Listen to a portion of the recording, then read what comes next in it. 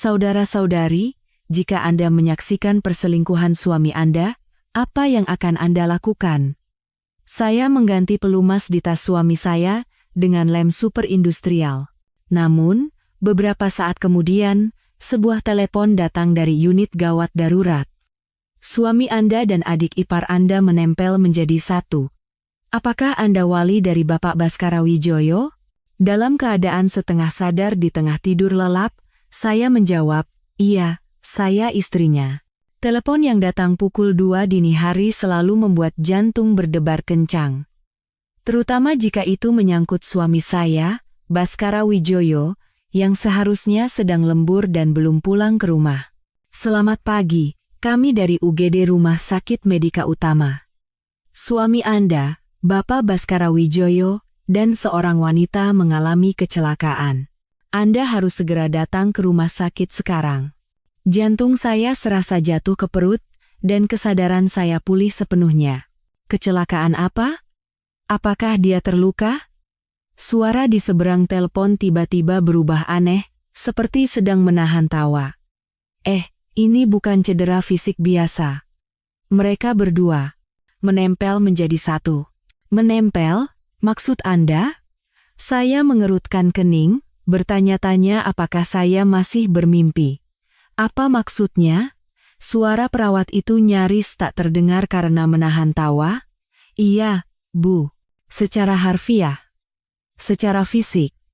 Mereka menempel. Sepertinya karena lem super yang sangat kuat. Seketika, napas saya tertahan. Buku-buku jari saya yang memegang ponsel memutih.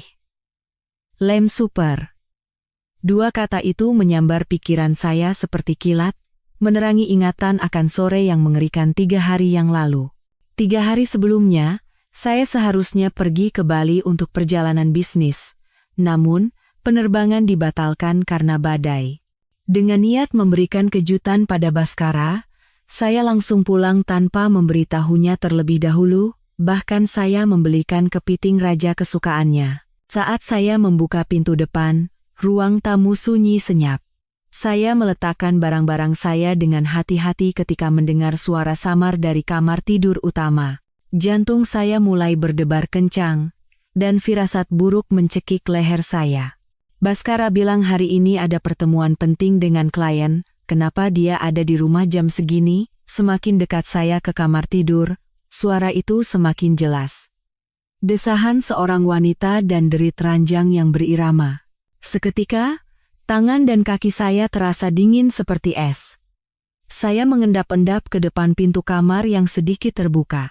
Melalui celah pintu, saya melihat pemandangan yang membuat darah saya seolah membeku. Suami saya, Baskara, dan adik ipar saya, Mayasari, telanjang bulat dan berpelukan di atas ranjang pengantin kami. Mayasari, istri dari adik laki-laki saya, Bima Adiwijaya, yang belum genap setahun menikah. Saya menyayanginya seperti adik kandung sendiri, bahkan merancang pesta pernikahannya. Saat itu, dunia saya serasa runtuh. Saya membekap mulut dengan kedua tangan agar tidak berteriak. Air mata mengalir tak terbendung, tapi saya mengusapnya dengan kasar. Jangan menangis. Menangisi manusia seperti mereka adalah sebuah kemewahan. Saya keluar dari rumah tanpa suara dan duduk di sebuah kafe di bawah apartemen. Saya memesan kopi hitam paling pahit dan menelan kepahitan serta keputusasaan itu seteguk demi seteguk. Selama 5 tahun pernikahan, saya tidak pernah sekalipun meragukan Baskara. Dia adalah suami sempurna yang dipuji semua orang. Tampan, kaya, dan penuh kasih sayang. Dulu saya percaya bahwa saya adalah wanita paling bahagia di dunia. Namun, 3 bulan terakhir, saya mulai merasakan ada yang aneh. Lemburnya semakin sering, dia mengganti kata sandi ponselnya, dan terkadang tercium aroma parfum wanita asing di bajunya. Tapi saya terus meyakinkan diri, jangan curiga, percayalah pada orangmu. Betapa bodohnya pembenaran diri itu. Setelah 2 jam di kafe, saya akhirnya berhasil menenangkan diri. Sebuah rencana mulai terbentuk perlahan di kepala saya. Saya tidak akan menangis, tidak akan berteriak, tidak akan mengamuk. Saya akan membuat mereka membayar mahal atas perbuatan mereka. Ketika saya kembali ke rumah, Baskara sudah berpakaian rapi, berakting seolah-olah baru saja pulang kerja. Dia bertanya dengan lembut mengapa saya tidak memberitahunya, mengeluh bahwa dia bisa menjemput saya jika tahu penerbangan dibatalkan. Saya menatap wajah tampannya dengan perasaan jijik. Wajah yang dulu sangat saya cintai, kini tampak penuh dengan kemunafikan dan tipu daya. Aku ingin memberimu kejutan, kata saya sambil tersenyum paksa, lalu memeluknya. Aku kangen. Tubuhnya sempat menegang sejenak sebelum balas memeluk saya. Aku juga kangen kamu, Kirana. Malam itu, saya menolak ajakannya untuk tidur bersama dengan alasan sedang menstruasi. Dia menghela napas lega lalu segera tertidur pulas.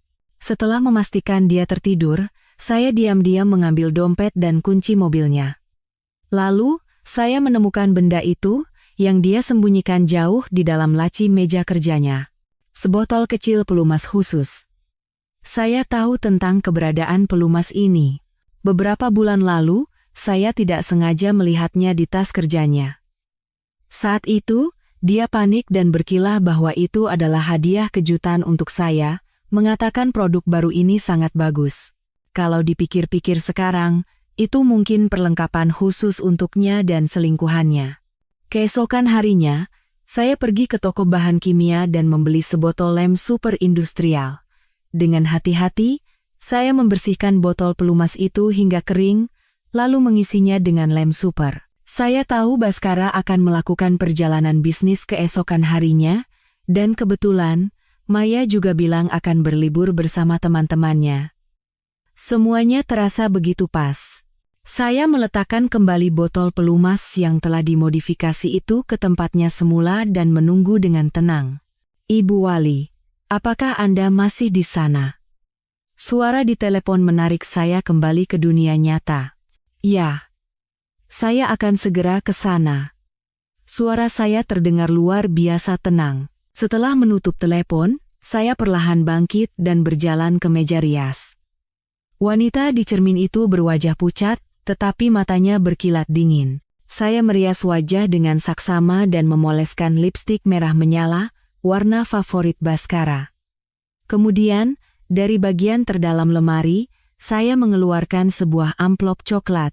Di dalamnya ada semua bukti yang telah saya kumpulkan, catatan reservasi hotel, riwayat penggunaan kartu kredit, dan bahkan foto serta video perselingkuhan mereka yang saya ambil diam-diam hari itu. Waktunya telah tiba untuk mengakhiri sandiwara ini. Dalam perjalanan ke rumah sakit, rintik hujan mulai menghantam kaca mobil. Perakiraan cuaca mengatakan badai akan segera tiba. Seperti badai yang akan segera menerpa hidupku. Unit gawat darurat terang benderang seperti siang hari.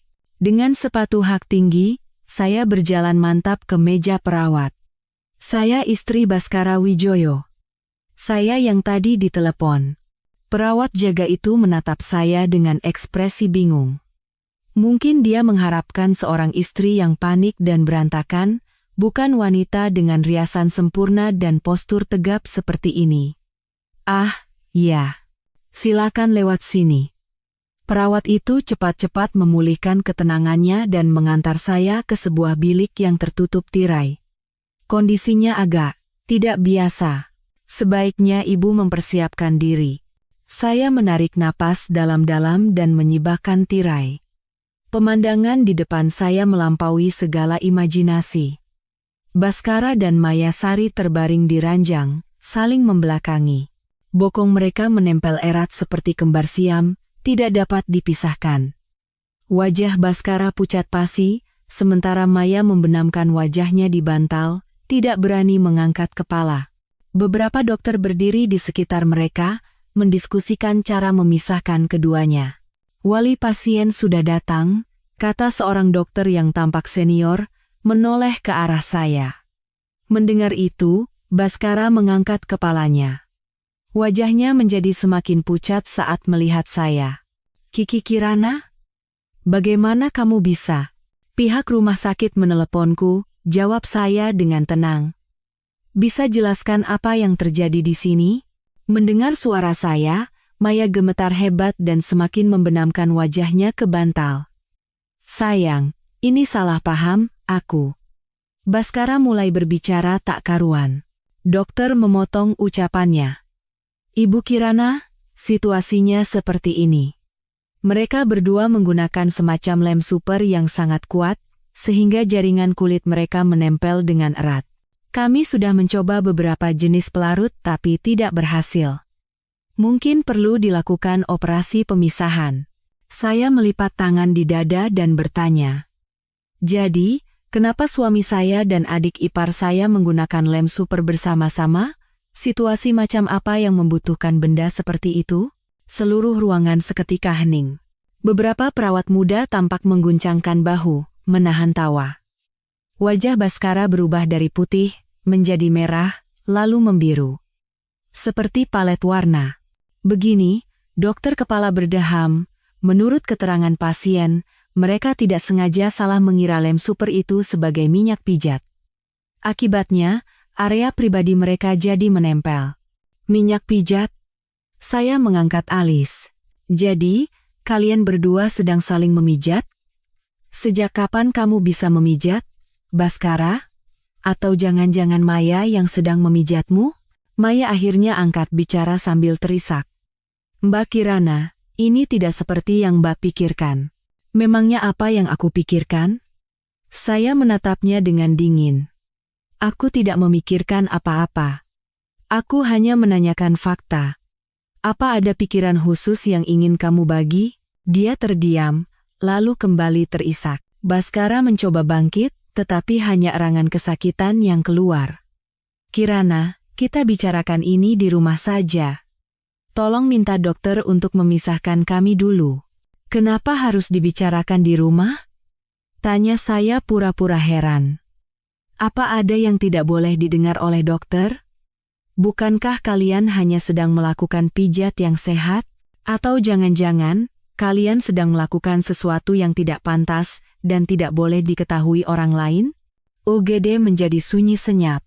Semua staf medis memasang telinga. Baskara menggeretakkan giginya. Haruskah kamu seperti ini sekarang? Aku berbuat apa? Saya tersenyum sinis.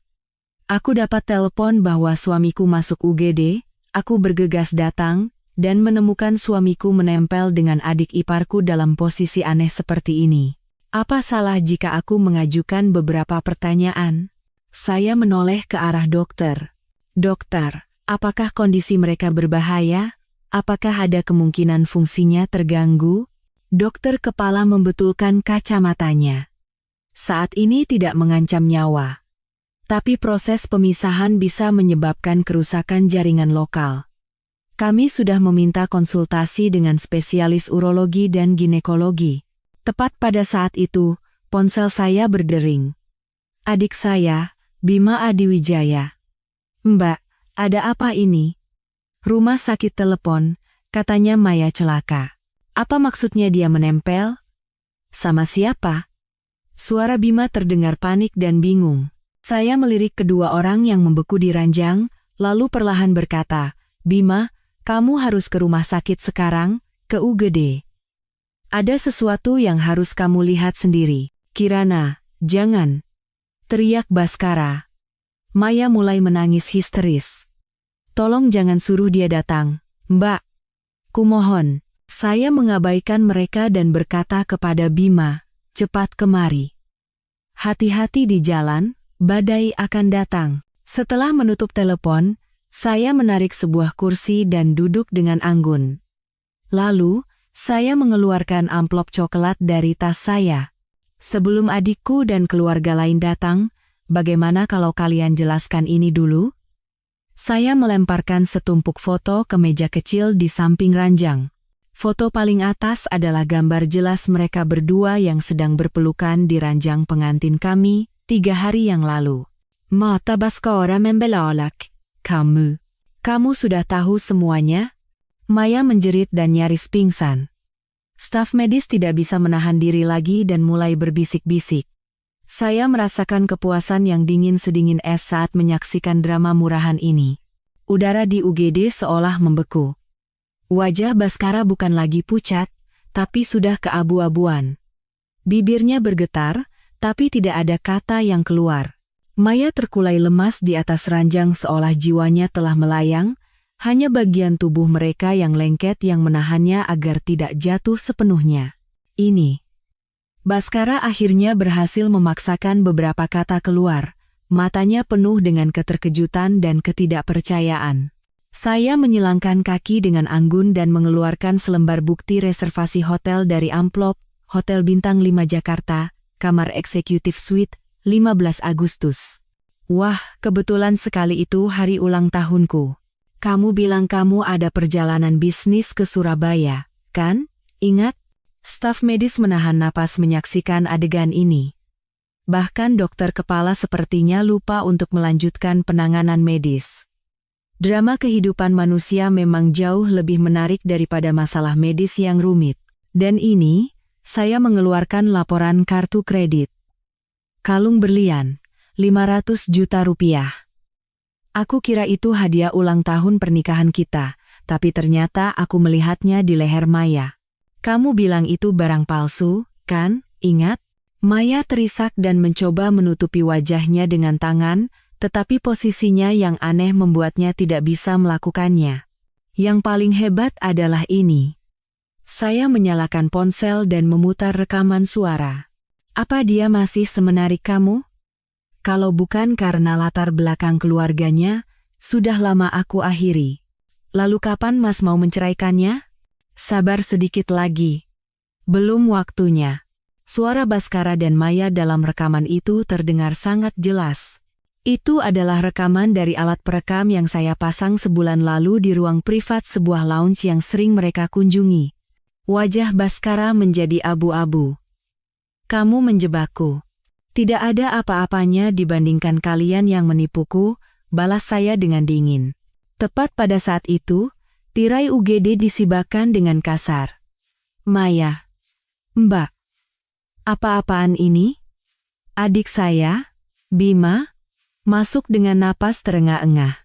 Namun, kata-katanya terputus di tengah jalan.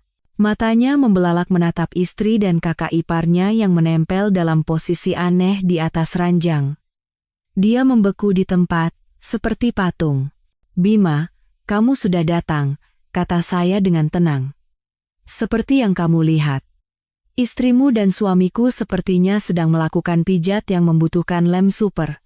Raut wajah Bima berubah dari kaget, bingung, hingga akhirnya kemarahan yang meluap. Baskara, apa yang kau lakukan pada istriku? Dia berlari untuk mencengkeram kerah Baskara, tetapi staf medis segera menahannya. Bapak, tenang. Menggerakkan mereka sekarang berbahaya. Sebenarnya ada apa ini? Bima berteriak ke arahku, matanya merah padam. Mbak, sudah aku bilang 3 hari yang lalu, kata saya pelan. Waktu itu kamu tidak percaya, sekarang setelah melihatnya sendiri, bagaimana perasaanmu? 3 hari lalu, setelah menyaksikan perselingkuhan itu, orang pertama yang saya hubungi adalah adik saya. Tapi dia bilang saya salah paham, bahwa Maya adalah wanita lugu dan baik, dan Baskara adalah suami teladan, tidak mungkin mereka melakukan hal itu. Sekarang, bukti tersaji di depan matanya dengan cara yang paling absurd. Maya akhirnya meraung. Mas Bima, maafkan aku dipaksa. Mas Baskara, dia mengancamku.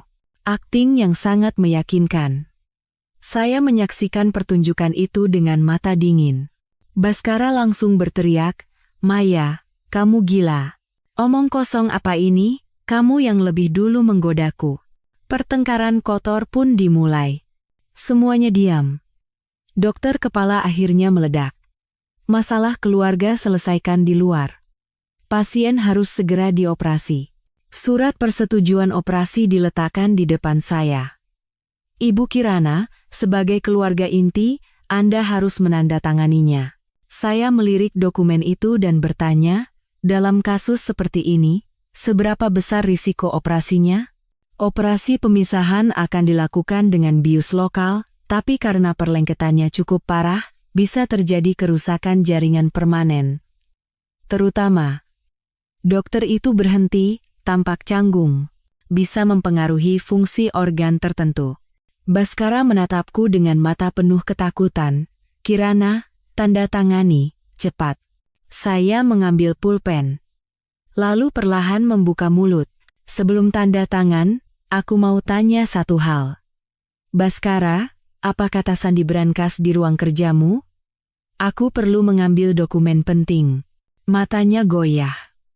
Kenapa tiba-tiba tanya itu? Tanda tangani dulu. Memangnya ada rahasia di antara suami istri? Kata saya dengan nada polos. Atau jangan-jangan ada sesuatu di dalam brankas yang tidak boleh aku lihat? Para staf medis menatap kami dengan penasaran. Bima mengerutkan kening, seolah menyadari ada sesuatu yang lebih besar di balik ini. 3-2-1987, tanggal pernikahan kita dibalik. Baskara berkata nyaris berteriak. Sudah puas? Sekarang tanda tangani. Saya menandatangani surat persetujuan operasi sambil menanamkan kata sandi itu di kepala, seperti dugaanku. Selama 5 tahun menikah, kebiasaan Baskara membuat kata sandi sangat mudah ditebak. Staf medis segera memindahkan ranjang itu ke ruang operasi. Baskara dan Maya dipisahkan dalam kondisi sangat malu dan kesakitan. Mbak, sebenarnya ada apa ini? Bima bertanya dengan suara gemetar, masih syok. Saya menepuk pundaknya. Ayo kita ke ruang tunggu. Akan aku ceritakan semuanya pelan-pelan. Duduk di ruang tunggu operasi, saya menceritakan semua yang saya temukan selama 3 bulan terakhir. Mulai dari aroma parfum asing di kerah baju Baskara, kata sandi ponsel yang tiba-tiba berubah, hingga pengeluaran kartu kredit yang tidak bisa dijelaskan. Aku menyewa detektif swasta. Mereka berhasil mendapatkan bukti perselingkuhan mereka. Yang lebih parah lagi, Maya ternyata sempat hamil. 2 bulan lalu dia diam-diam melakukan aborsi, dan biaya operasinya dibayar dengan kartu kredit kakak iparmu. Kenapa? Kenapa baru bilang sekarang? Bima memegangi kepalanya dengan putus asa. Karena aku butuh bukti, kata saya dengan dingin. Dan aku butuh waktu untuk bersiap. Bersiap untuk apa? Untuk perceraian ini. Dan untuk mengambil kembali semua yang menjadi milikku. Operasi berlangsung selama 3 jam. Selama itu, mertua saya dan orang tua kami semua bergegas datang ke rumah sakit. Di hadapan situasi yang memalukan ini, mereka hanya bisa saling berpandangan, tidak tahu harus berbuat apa. Kirana, ibu saya memegang tangan saya. Pasti ada salah paham. Baskara bukan anak seperti itu. Tanpa berkata apa-apa, saya memutar rekaman suara itu. Keempat orang tua itu terdiam. Wajah ibu mertua saya, terutama, menjadi pucat pasi. Lampu ruang operasi padam, dan dokter keluar. Operasi pemisahan sudah selesai. Tapi apa? Ayah mertua saya bertanya dengan cemas. Dokter menunjukkan ekspresi yang rumit. Lem super itu telah meresap hingga ke jaringan mukosa. Bapak Baskara kemungkinan akan mengalami disfungsi permanen. Kondisi Ibu Maya sedikit lebih baik, tapi tetap membutuhkan pemulihan jangka panjang. Ibu mertua saya pingsan di tempat, rumah sakit kembali riuh. Setelah situasi sedikit tenang, saya diam-diam meninggalkan rumah sakit dan mengemudikan mobil pulang. Badai sudah mulai mengamuk, dan hujan deras menghantam kaca mobil. Tapi hati saya bergejolak lebih hebat dari cuaca manapun. Sesampainya di rumah, saya langsung menuju ruang kerja. Saya menekan kata sandi dan membuka brankas. Benar saja. Di dalamnya ada semua yang saya duga. Bukti penyembunyian aset oleh Baskara, rencana perceraian yang telah ia siapkan, bahkan surat keterangan vasektomi. Tanggal operasinya tepat setelah Maya melakukan aborsi. Yang paling membuat saya merinding adalah dokumen rahasia internal perusahaan ayah saya, Nusantara Group. Baskara terus-menerus membocorkan rahasia perusahaan dan bersiap pindah ke perusahaan pesaing setelah bercerai. 5 tahun pernikahan kami ternyata hanyalah sebuah perhitungan. Saya mengamankan semua bukti, memfotonya, dan mengembalikan semuanya seperti semula. Kembali ke kamar tidur, saya mengeluarkan sebuah kotak usang dari lemari paling dalam. Di dalamnya ada diri saya sebelum menikah. Kirana Adiwijaya, yang di dunia bisnis dikenal sebagai Sri Kandi Besi dari Nusantara Group. Setelah menikah, atas permintaan Baskara, saya mundur dari manajemen grup dan berperan sebagai istri yang baik. Sekarang saya sadar, semua itu adalah rencananya. Untuk menjauhkan saya dari pusat kekuasaan dan menggerogoti aset Nusantara Group sedikit demi sedikit. Ponsel saya berdering. Bima. Mbak, ayah dan ibu mau bicara. Pihak mertuamu juga ingin mendiskusikan apa yang harus dilakukan. Sampaikan pada mereka, besok jam 2 siang, bertemu di ruang keluarga rumah kita. Pengacara juga akan hadir, kata saya dengan dingin. Pengacara? Bukankah sebaiknya kita bicara dulu dengan Baskara? Tidak perlu. Saya menatap badai yang mengamuk di luar jendela. Pernikahan ini, seperti badai ini, harus diakhiri sekarang juga. Setelah menutup telepon, saya berganti pakaian dengan setelan kerja dan merias wajah dengan sempurna. Tatapan wanita di cermin itu tajam. Bukan lagi Kirana, istri yang penurut. Saya adalah putri sulung Nusantara Group dan pernah menjadi direktur eksekutif termuda di industri ini. 5 tahun pernikahan nyaris membuat saya lupa siapa diri saya. Sekarang, waktunya untuk bangkit. Ponsel berdering lagi. Baskara, dari rumah sakit. Saya mengangkatnya.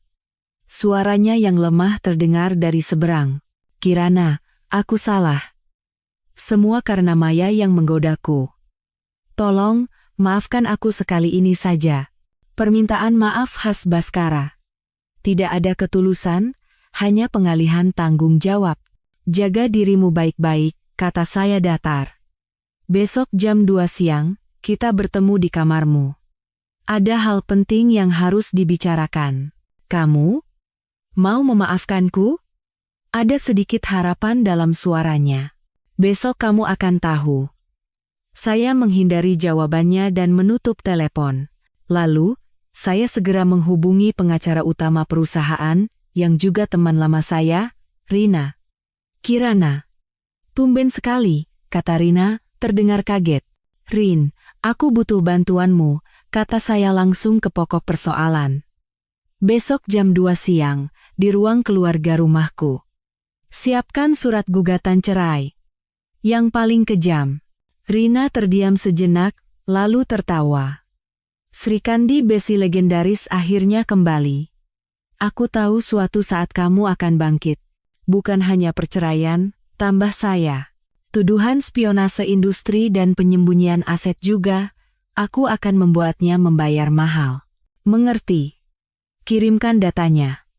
Besok akan aku bawakan hadiah terbaik untuknya. Setelah menutup telepon, saya berdiri di dekat jendela ruang keluarga, menatap kota yang dilanda badai. Selama 5 tahun terakhir, baru kali ini saya merasa pikiran saya begitu jernih dan penuh energi.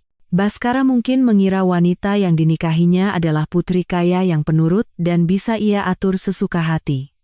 Dia lupa bahwa saya pernah menjadi Sri Kandi Besi Nusantara Group yang disegani di dunia bisnis.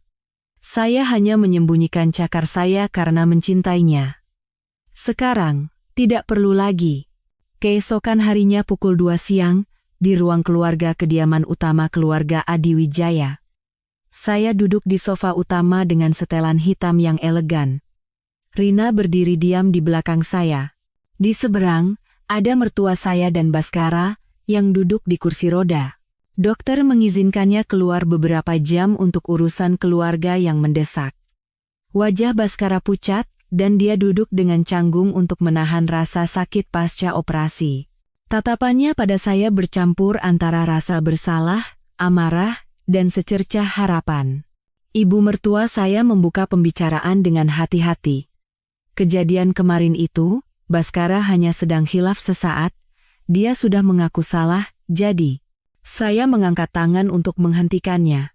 Ibu, kita berkumpul hari ini bukan untuk membahas siapa yang salah dan benar. Rina melangkah maju dan meletakkan setumpuk dokumen di atas meja.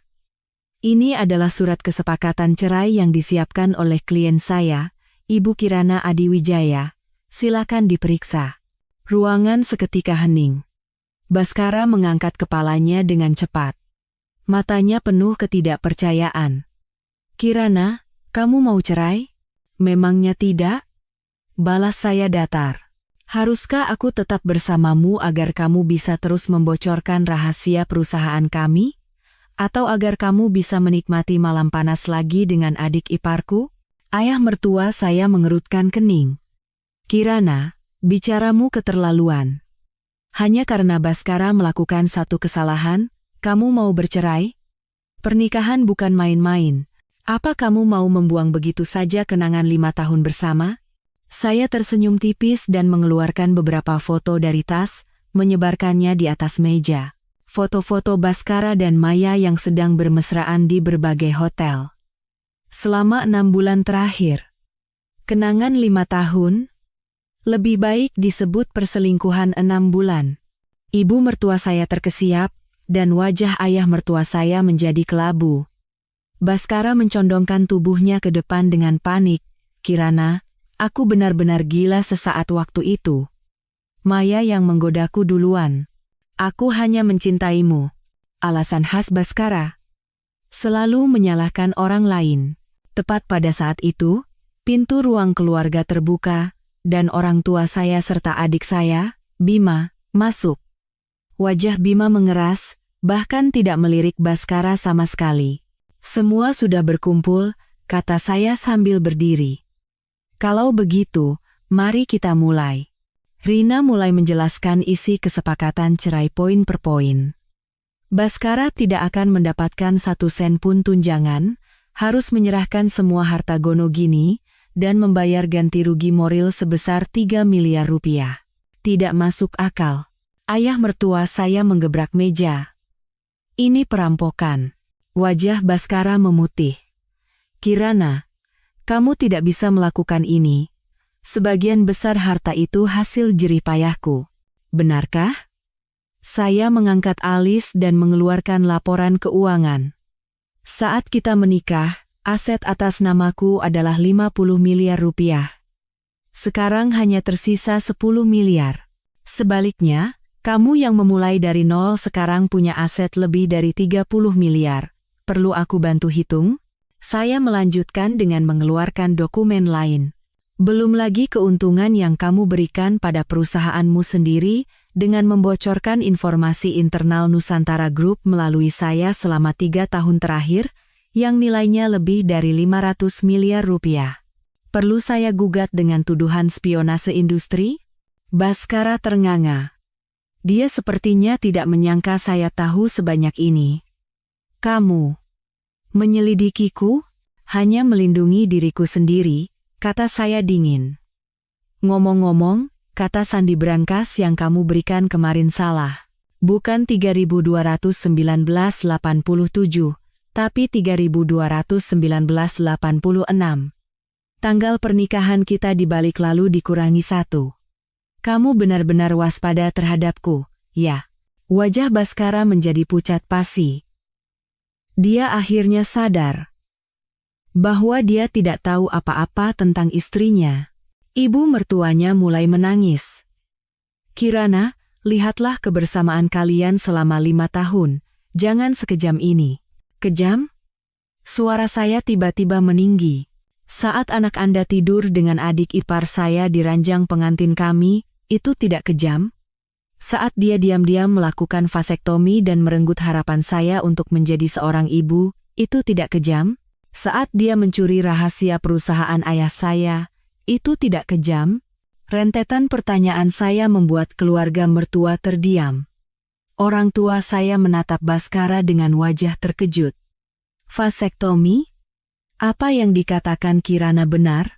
Baskara menundukkan kepalanya, mengakui segalanya. Bima akhirnya angkat bicara, suaranya sedingin es. Baskara, mulai hari ini, kau bukan lagi kakak iparku. Dan Maya, aku akan menceraikan wanita itu. Ruang keluarga menjadi sunyi, hanya menyisakan isak tangis ibu mertua saya. Saya mendekati Baskara dan menatapnya yang terduduk di kursi roda. Tanda tangani. Kalau kamu masih ingin menjaga sisa harga dirimu. Dia menatap saya.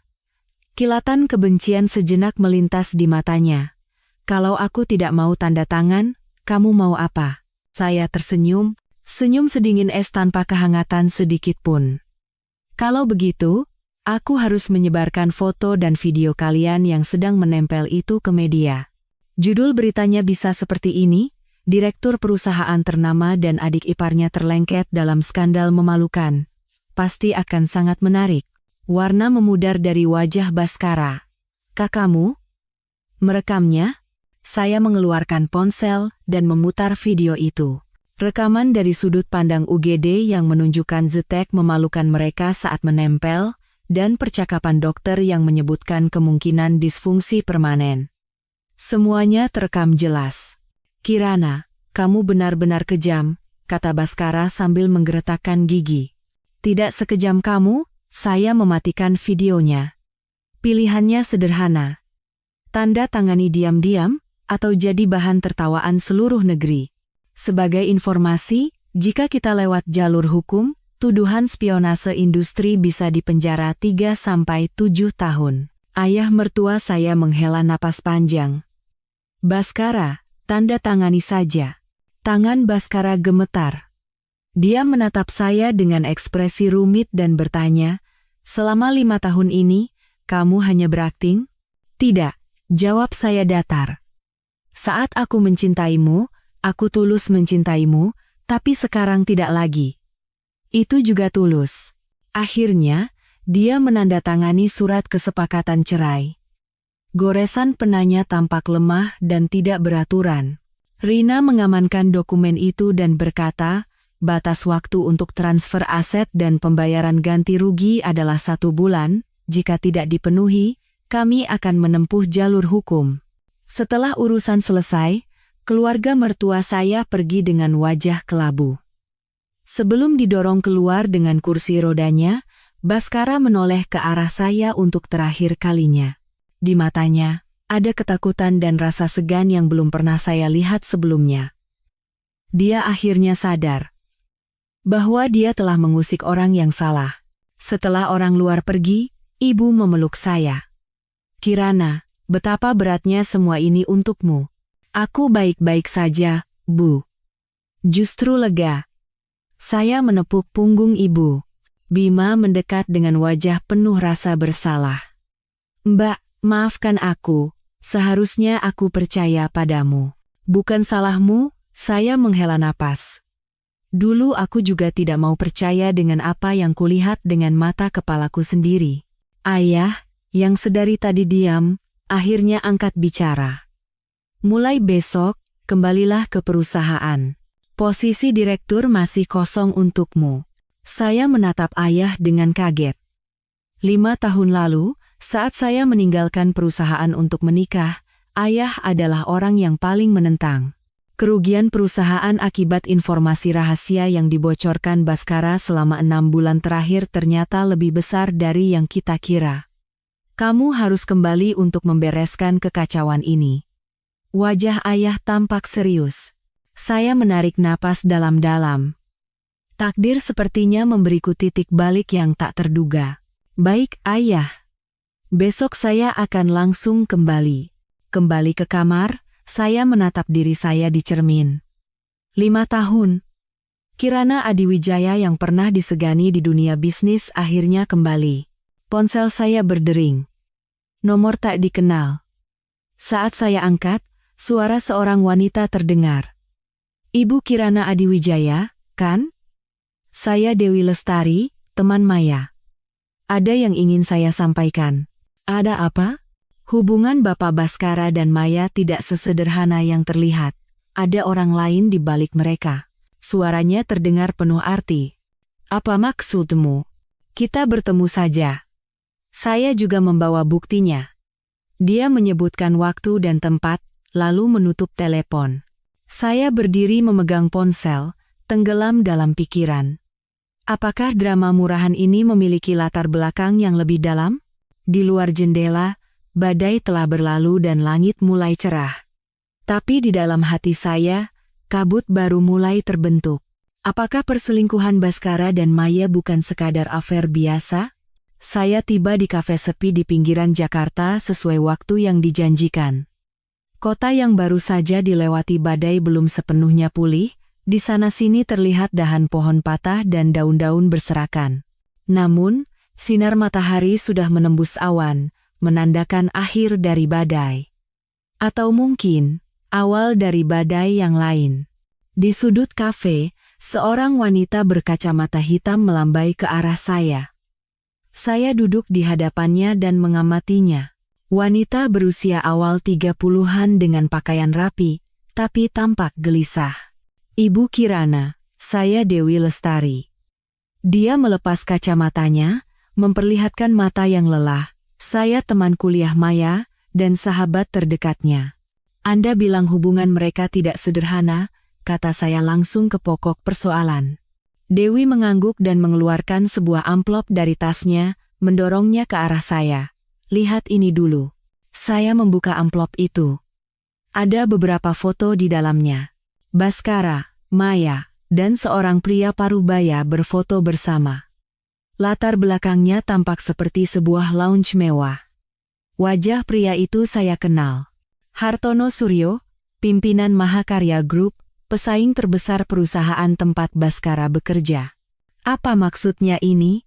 Pak Hartono adalah dalangnya, kata Dewi dengan suara pelan. 6 bulan lalu, dia mendekati Maya, menawarinya 20 miliar rupiah untuk mendekati dan merayu Direktur Baskara. Saya tertegun sejenak. Untuk apa? Untuk menjatuhkan Direktur Baskara, dan pada akhirnya, menghancurkan Nusantara Group, jelas Dewi. Pak Hartono sudah lama mengincar Nusantara Group, Direktur Baskara adalah penghalang terbesarnya. Jika Baskara jatuh karena skandal, itu tidak hanya akan merusak citra Nusantara Group, tapi juga memberinya celah untuk merebut proyek-proyek inti dan tim yang ditangani Baskara. Saya menatap foto itu lekat-lekat, pikiran saya bekerja cepat. Memang benar, selama 6 bulan terakhir, beberapa proyek besar yang ditangani Baskara batal tanpa alasan yang jelas, dan akhirnya Mahakarya Group yang mengambil alih proyek-proyek itu. Ini bukan perselingkuhan biasa, tapi konspirasi bisnis yang direncanakan dengan rapi. Kenapa Anda memberitahukan ini pada saya? Tanya saya waspada. Dewi tersenyum pahit. Maya ingin berhenti, tapi Pak Hartono mengancamnya. Saya tidak tahan melihatnya lagi. Hati nurani saya tidak bisa. Dia menyerahkan sebuah USB pada saya. Di sini ada rekaman percakapan Pak Hartono dan Maya, cukup untuk menjadi bukti. Saya menerima USB itu dan berpikir sejenak. Apa Maya tahu Anda menemui saya? Tidak, Dewi menggeleng. Dia benar-benar ketakutan sekarang. Direktur Baskara membencinya, Pak Hartono mengancamnya, dan suaminya mau menceraikannya, dia diambang kehancuran. Saya tersenyum sinis. Itu risiko yang harus dia tanggung. Setelah meninggalkan kafe, saya langsung pulang dan memeriksa isi USB. Rekaman itu dengan jelas berisi suara Hartono Suryo yang menginstruksikan Maya untuk mendekati Baskara dan menjanjikan imbalan besar. Yang lebih mengejutkan adalah adanya penyebutan mata-mata Hartono di dalam Nusantara Group, meskipun tidak disebutkan secara spesifik siapa orangnya. Perang mata-mata bisnis. Dan pernikahan saya adalah korbannya. Saya segera menghubungi Rina dan mengirimkan bukti baru itu. Ini bukti yang bisa membalikkan keadaan, kata Rina di telepon. Kita bisa menuntut Hartono Suryo dengan tuduhan spionase industri, pencemaran nama baik, bahkan pengancaman. Tunggu dulu, kata saya sambil berpikir. Aku harus bertemu Maya dulu. Sore itu, saya pergi ke rumah sakit. Maya sendirian di kamar kelas 1, katanya sedang menjalani konseling psikologis. Saya dengar kondisi emosionalnya sangat tidak stabil sejak kemarin. Saat saya masuk ke kamarnya, dia meringkuk ketakutan di sudut ranjang. Mbak, maafkan saya. Saya benar-benar. Saya menutup pintu dan duduk di kursi di samping ranjang. Ini semua suruhan Hartono Suryo, kan? Matanya membelalak, wajahnya semakin pucat. Bagaimana Mbak tahu? Dia menjanjikan 20 miliar, tapi setelah pekerjaan selesai, dia malah berbalik mengancammu. Benar? Maya mulai terisak. Dia bilang akan menyebarkan video saya dan Mas Baskara di internet kalau saya tidak mau bekerja sama lagi. Dia mau menghancurkan hidup saya. Video apa? Tanya saya tajam. Dia memasang kamera di tempat kami biasa bertemu. Maya menunduk malu, termasuk di rumah Mbak. Rasa mual seketika menyerang saya. Memikirkan bahwa kamar tidur saya dan Baskara telah diintip oleh seseorang, dan privasi kami mungkin telah menjadi hiburan bagi orang lain, membuat saya marah. Saya menahan amarah dan terus bertanya. Siapa mata-mata Hartono di dalam Nusantara Group? Saya tidak tahu, Maya menggeleng. Sungguh, saya tidak tahu. Pak Hartono tidak pernah memberitahukan hal-hal spesifik pada saya. Saya mengamati ekspresinya, mencoba menilai apakah dia berbohong. Mbak, saya benar-benar menyesal, katanya sambil menangis terseduh-seduh. Saya mencintai Mas Bima. Sungguh, saya hanya silap mata karena uang. Apakah 20 miliar rupiah sepadan dengan mengkhianati keluargamu? Tanya saya dingin. Ayah saya sakit parah. Biaya operasinya sangat besar, isaknya. Pak Hartono janji akan memberikan setengahnya sebagai uang muka. Tapi setelah saya terima uangnya, ayah saya meninggal setelah operasi gagal. Saya mau berhenti, tapi dia mengancam saya. Saya menghela napas panjang. Saya tidak merasa kasihan, tapi saya bisa memahami pilihan apa yang bisa dibuat oleh orang yang terpojok. Jika kamu mau menjadi saksi untuk menuntut Hartono Suryo, aku akan membujuk Bima agar tidak menceraikanmu. Saya mengajukan syarat. Maya mengangkat kepalanya. Ada secercah harapan di matanya. Benarkah? Dengan syarat kamu bekerja sama sepenuhnya? Kata saya sambil berdiri, pikirkan baik-baik. Saat meninggalkan rumah sakit, hati saya terasa rumit. Drama balas dendam pribadi ini tiba-tiba berkembang menjadi perang bisnis yang kompleks. Dan tanpa saya sadari, saya telah menjadi tokoh sentral dalam perang itu. Keesokan harinya, saya tiba di gedung kantor pusat Nusantara Group tepat waktu, 5 tahun. Akhirnya saya kembali menginjakkan kaki di sini dengan jabatan Direktur Eksekutif, rasanya familiar sekaligus asing. Pandangan para karyawan terhadap saya beragam. Kasihan, penasaran, dan bahkan ada yang sinis. Pengaruh yang dibangun Baskara di sini selama 5 tahun tidak bisa diabaikan. Ayah mengadakan rapat dewan direksi untuk mengumumkan secara resmi kembalinya saya. Beberapa orang dekat Baskara menunjukkan ekspresi tidak senang, tapi tidak ada yang berani menentang secara terbuka. Begitu rapat selesai, saya mulai mencari mata-mata internal. Dengan ingatan dan wewenang penuh, saya meninjau semua data proyek yang bermasalah selama 6 bulan terakhir. Dan segera, saya menemukan beberapa petunjuk yang mencurigakan. Semua proyek yang informasinya bocor melewati Departemen Pemasaran, dan Kepala Departemen Pemasaran, Bapak Budi Santoso, adalah orang yang diangkat langsung oleh Baskara. Saya memerintahkan tim IT untuk memantau semua riwayat komunikasi Budi secara rahasia. Benar saja. Dia melakukan kontak rahasia dengan Mahakarya Group. Saat saya akan memulai investigasi lebih lanjut, Baskara menelepon, Kirana, aku mau bertemu. Ada hal penting yang harus kusampaikan padamu, tidak bisa ditelepon. Ini tentang Hartono Suryo dan mata-mata di perusahaanmu. Aku tahu siapa orangnya. Saya ragu sejenak, lalu setuju untuk bertemu.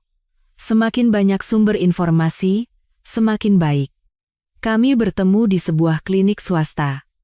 Baskara masih memerlukan perawatan rutin. Saat bertemu dengannya, saya nyaris tidak mengenalinya. Kusam, mata cekung, dan sosoknya yang dulu penuh percaya diri telah lenyap. Dokter bilang, aku akan selamanya. Dia tidak sanggup menyelesaikan kalimatnya. Matanya penuh dengan penderitaan dan amarah. Saya tidak berkata apa-apa, simpati tidak diperlukan. Ini semua rencana Hartono, kata Baskara tiba-tiba. Semua ini konspirasinya. Aku tahu, jawab saya datar. Aku sudah dengar dari Maya. Dia menatapku dengan kaget. Kalau begitu, apa kamu juga tahu kalau target berikutnya adalah kamu? Apa maksudmu? Dia takut kamu kembali ke Nusantara dan akan membongkar semuanya, jadi dia mau menyerang lebih dulu. Baskara menyerahkan sebuah map pada saya. Ini materi rumor palsu yang dia siapkan untuk disebar. Isinya tentang kondisi mentalmu yang tidak stabil sehingga tidak layak memimpin perusahaan. Dia bahkan membuat surat keterangan psikiater palsu. Saya membuka map itu. Benar saja, ada rekam medis palsu yang mendiagnosis saya menderita skizofrenia paranoid. Bagaimana kamu bisa dapat ini? Aku menanam orang di sekitar Hartono. Aku juga tidak sepenuhnya percaya padanya, Baskara tersenyum pahit. Saya mengamatinya dengan seksama. Kenapa kamu membantuku? Karena Hartono mengkhianatiku, mata Baskara berkilat benci. Dia janji akan memberiku saham Mahakarya Group kalau rencananya berhasil. Tapi sekarang dia ingkar janji. Aku harus balas dendam. Alasan yang sangat khas Baskara. Bukan karena hati nurani, tapi karena dendam pribadi. Tapi saya tetap mengambil map itu. Terima kasih. Ini akan sangat berguna. Saat saya akan meninggalkan klinik, Baskara memanggil saya. Kirana, maafkan aku. Dulu aku benar-benar mencintaimu. Saya berhenti, tapi tidak menoleh. Cinta tidak menyakiti orang.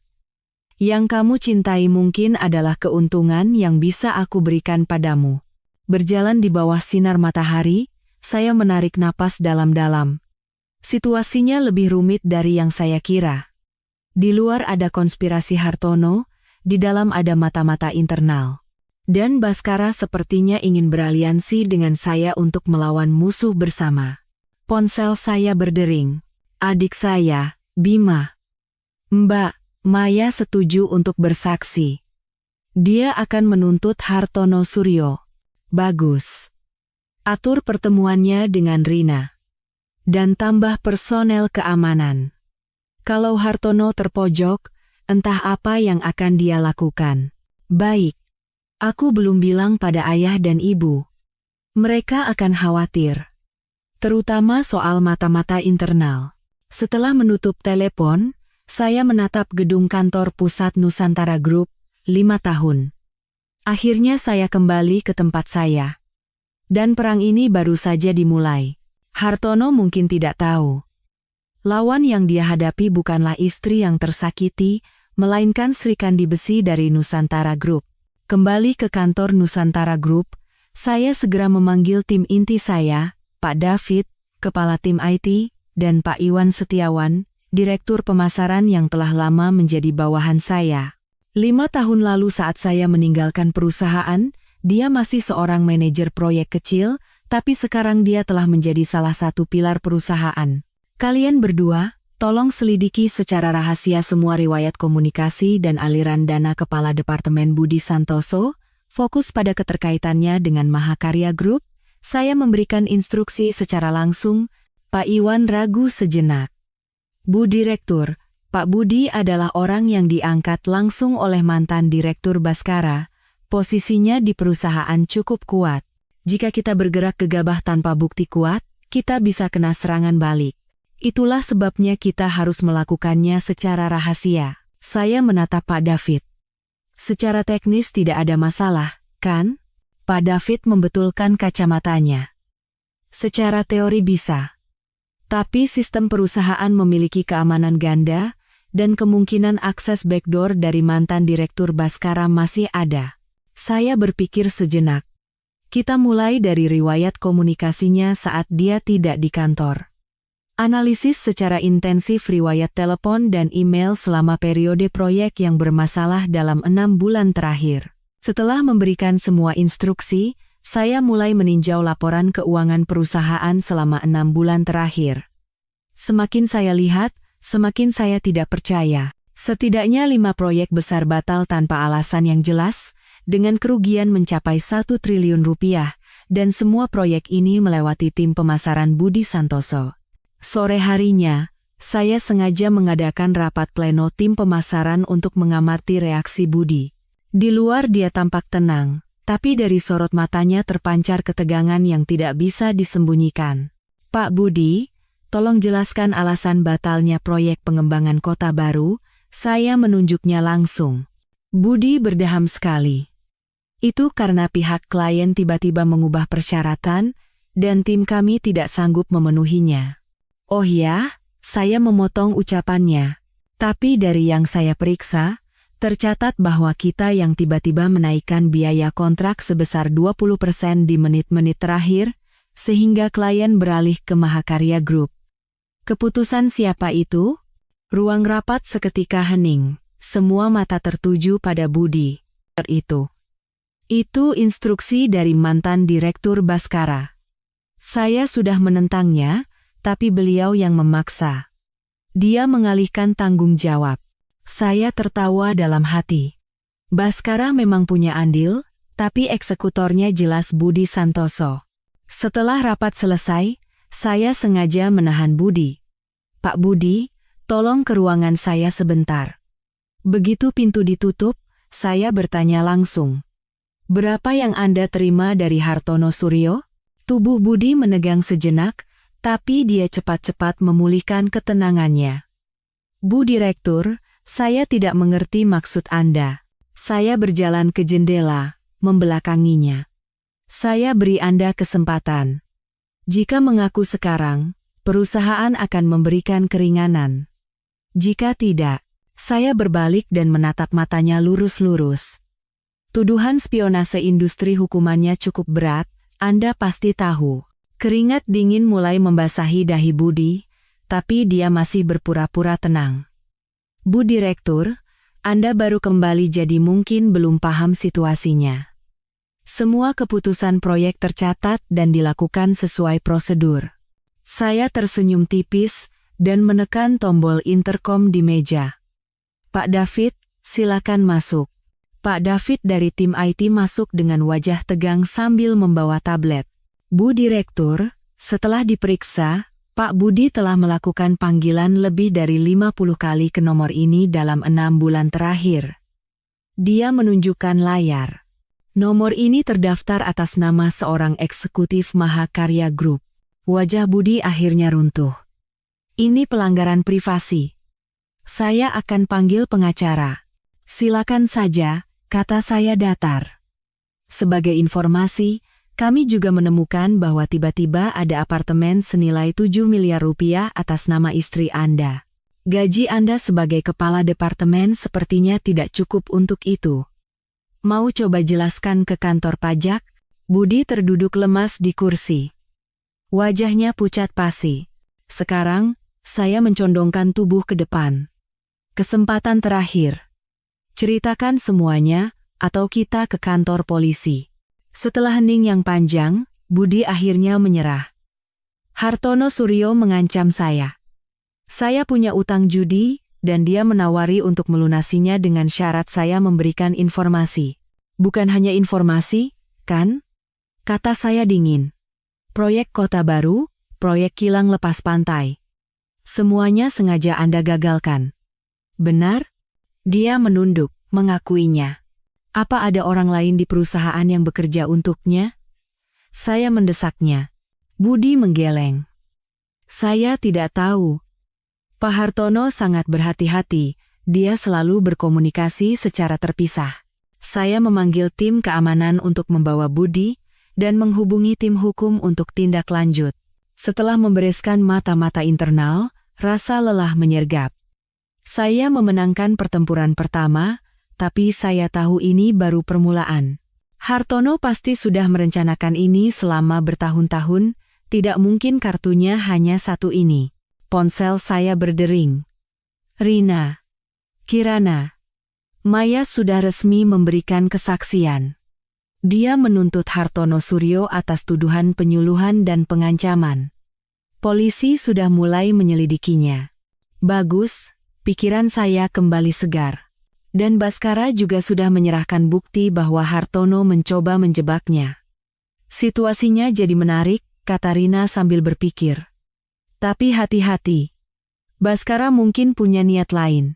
Aku tahu, saya menghela napas.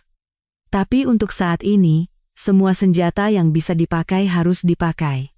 Tidak lama setelah menutup telepon, sebuah pesan tak terduga datang dari Baskara. Hartono tahu kamu sudah menangkap Budi. Dia sangat marah. Hati-hati. Dia akan mulai beraksi. Aksi apa? Dia akan menyebarkan surat keterangan palsu tentang kondisi mentalmu untuk meragukan kemampuan kepemimpinanmu, mungkin hari ini atau besok. Benar saja. Keesokan paginya, mulai beredar rumor aneh di internal perusahaan. Bahwa saya labil secara emosional dan pengambilan keputusan saya tidak konsisten. Bahkan ada yang mengirim email anonim yang menyeratkan bahwa saya butuh istirahat. Saya segera mengadakan rapat dewan direksi darurat. Saya menunjukkan surat keterangan palsu asli buatan Hartono dan surat perintah dimulainya penyelidikan dari polisi di hadapan para direksi. Seperti yang Anda lihat, ini adalah konspirasi bisnis yang terencana untuk menyerang Nusantara Group. Hartono Suryo pertama-tama menghancurkan kehidupan pernikahan saya, dan sekarang mencoba merusak reputasi profesional saya. Tujuan akhirnya adalah menghancurkan Nusantara Group. Saat saya menjelaskan dengan tenang, para direksi mulai berbisik.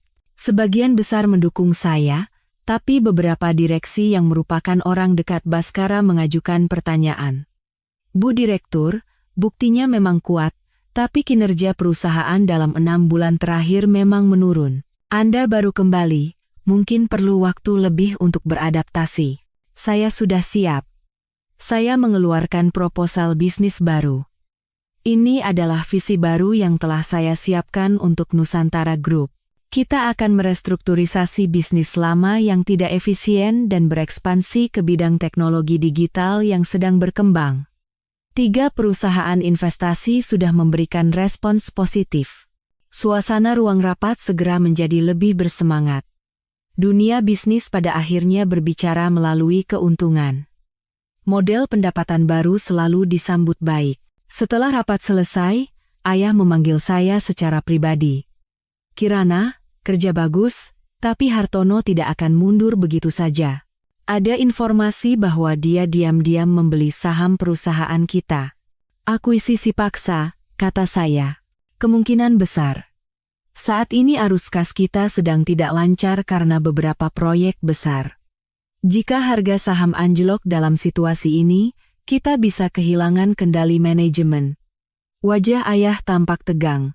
Saya berpikir sejenak. Kita harus bersiap. Tepat pada saat itu, sebuah telepon dari nomor tak dikenal masuk, ternyata Hartono Suryo.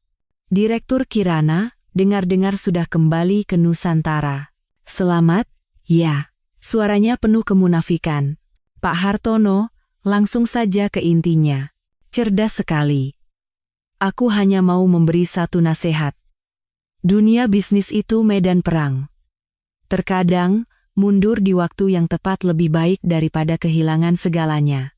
Terima kasih atas nasihatnya.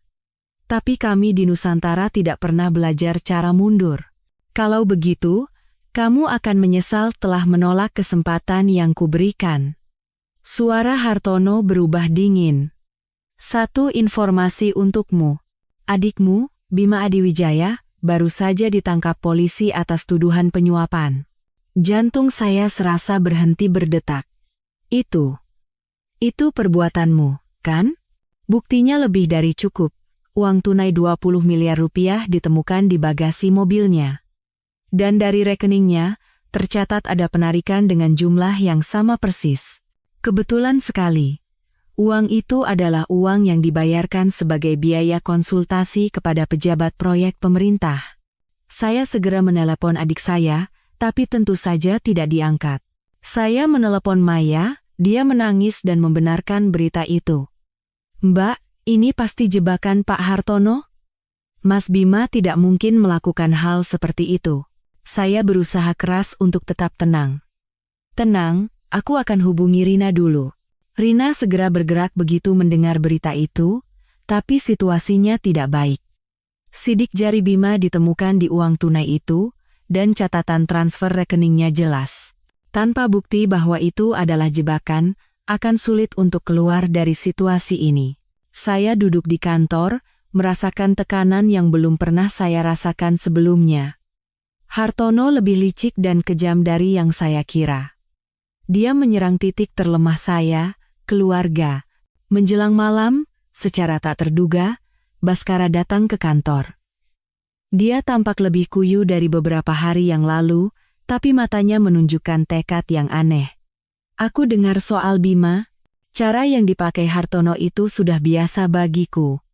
Dulu dia pernah mencoba melakukan hal yang sama padaku. Tapi aku selangkah lebih maju. Apa maksudmu? Baskara menyerahkan sebuah USB pada saya. Ini rekaman percakapan Hartono yang menyuruh orang untuk menjebakku. Dulu aku merekamnya diam-diam untuk berjaga-jaga. Saya memasukkan USB itu dan memeriksanya. Benar saja, di dalamnya ada percakapan Hartono yang menginstruksikan bawahannya untuk menjebak Baskara. Caranya sama persis dengan yang dialami adik saya. Kenapa? Saya menatapnya dengan bingung. Sudah kubilang, aku mau balas dendam pada Hartono, mata Baskara berkilat benci. Dan, Bima itu kan adik iparku. Saya terdiam sejenak. Ini bukti penting. Terima kasih. Bukan, katanya saat berbalik hendak pergi, lalu berhenti lagi. Kirana, aku tahu kedengarannya konyol mengatakan ini sekarang, tapi jika kita bisa kembali ke masa lalu, tidak ada jika dalam hidup, saya memotongnya. Tapi terima kasih sudah membantu hari ini. Baskara mengangguk dan pergi dengan langkah gontai. Saya segera menyerahkan bukti itu kepada Rina. Polisi membuka kembali penyelidikan dan segera menemukan jejak jebakan. Sidik jari di uang tunai itu terlalu sempurna, seolah sengaja dibuat, dan waktu transfer rekeningnya tidak cocok. 2 hari kemudian, adik saya akhirnya dibebaskan. Seluruh keluarga menghela napas lega. Mbak, terima kasih, Bima memeluk saya sambil terisak, aku hampir saja celaka. Saya menepuk punggungnya. Tidak apa-apa. Perang yang sesungguhnya baru saja dimulai. Keesokan harinya, saya memulai serangan balik. Saya bertemu dengan beberapa teman di media, dan membocorkan secara terbatas konspirasi Hartono. Tak lama kemudian, di kalangan bisnis mulai beredar rumor bahwa Mahakarya Group menggunakan cara-cara kotor. Hartono murka dan menelepon saya lagi. Kirana Adiwijaya, kamu sedang bermain api. Hanya membela diri. Kalau Anda berhenti sekarang, saya akan pertimbangkan untuk mencabut gugatan. Kamu pikir bisa menjatuhkanku dengan trik murahan seperti ini? Naif sekali. Kalau begitu, mari kita lihat saja. Saya tidak mundur sedikit pun. Setelah menutup telepon, saya berdiri di jendela kantor dan menatap pemandangan malam kota. 5 tahun. Akhirnya saya menemukan kembali tempat dan tujuan saya. Ponsel saya berdering. Dewi Lestari, teman Maya. Ibu Kirana, informasi baru. Hartono mungkin akan menyerang pusat data Nusantara Group. Jantung saya serasa berhenti berdetak. Serangan spesifik seperti apa? Saya tidak tahu detailnya, tapi sepertinya dia menyewa peretas untuk melumpuhkan sistem. Saya segera menghubungi tim IT dan memerintahkan mereka untuk memperkuat keamanan jaringan. Tapi dalam hati saya tahu, pertahanan ada batasnya. Hartono sudah kehilangan akal sehat dan bisa melakukan apa saja. Benar saja, malam itu sekitar tengah malam, terdeteksi serangan abnormal pada firewall perusahaan.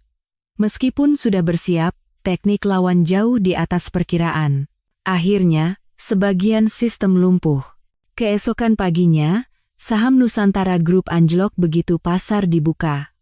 Saya menatap angka-angka yang bergejolak di layar, dan bisa merasakan bahwa Hartono saat ini sedang membeli saham kami dengan harga murah. Berita bahwa pusat data Nusantara Group diserang peretas menyebar dengan cepat. Harga saham anjlok 15% dalam 1 jam setelah pasar dibuka, dan volume transaksi yang tidak normal menunjukkan seseorang sedang mengakuisisi saham dalam jumlah besar di tengah kepanikan ini. Saya segera mengaktifkan rencana darurat dan memanggil tim krisis. Suasana di ruang rapat terasa berat, dan wajah semua orang penuh kecemasan. Tim teknis sedang berusaha keras memulihkan sistem. Diperkirakan butuh waktu sekitar 12 jam untuk normal kembali, lapor Pak David dari tim IT dengan mata merah. Lawan menggunakan virus jenis baru yang menyerang titik-titik lemah sistem kita. Wajah ayah tampak serius. Hartono benar-benar ingin menghancurkan kita. Saya berdiri di ujung meja rapat dan menganalisis situasi dengan tenang. Jatuhnya harga saham memberinya kesempatan emas untuk membeli saham kita dengan harga murah. Kita harus segera mengambil tindakan untuk menstabilkan harga saham. Bagaimana caranya? Tanya Direktur Keuangan sambil mengerutkan kening. Pasar saat ini diliputi kepanikan. Tanpa berita baik yang luar biasa, sulit untuk menghentikan tren penurunan ini. Saya tersenyum tipis dan mengeluarkan sebuah map berisi kontrak. Ini kontrak yang baru saja ditandatangani pagi ini. Kita telah menjalin kemitraan strategis dengan perusahaan teknologi global. Unicorn Tech, proyek pengembangan bersama sistem medis kecerdasan buatan, diperkirakan akan menghasilkan pendapatan 20 triliun rupiah dalam 3 tahun ke depan. Ruang rapat seketika riuh. Proyek ini telah saya jalankan secara rahasia selama beberapa bulan. Rencananya akan diumumkan minggu depan, tapi terpaksa saya harus mengeluarkan kartu ini lebih awal. Setelah pengumuman itu, harga saham memang mulai pulih. Tapi tidak sampai 1 jam, gelombang penjualan besar-besaran kembali terjadi. Hartono dengan sengaja menekan harga saham sambil terus melakukan pembelian. Orang itu benar-benar mempertaruhkan segalanya untuk menelan kita, kata Bima Gram. Saya berpikir sejenak, lalu menelepon seseorang. Mulai. 30 menit kemudian, sebuah berita kilat muncul di saluran berita ekonomi. Mahakarya Group diduga melakukan pengelolaan dana ilegal di sejumlah proyek. Otoritas Jasa Keuangan mulai penyelidikan. Ini adalah kartu lain yang telah saya siapkan bersama Rina. Kami telah menyerahkan semua bukti pelanggaran hukum Hartono yang kami kumpulkan ke otoritas terkait.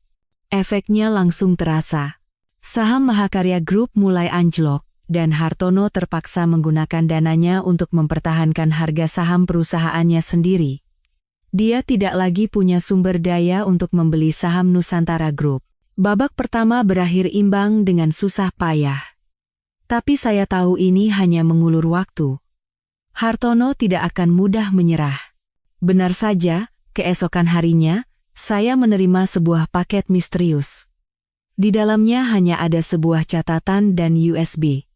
Catatan itu berbunyi, nikmati wajah asli suamimu. Di dalam USB ada sebuah video, direkam 6 bulan lalu. Di layar, Baskara dan Hartono sedang bercakap-cakap secara rahasia.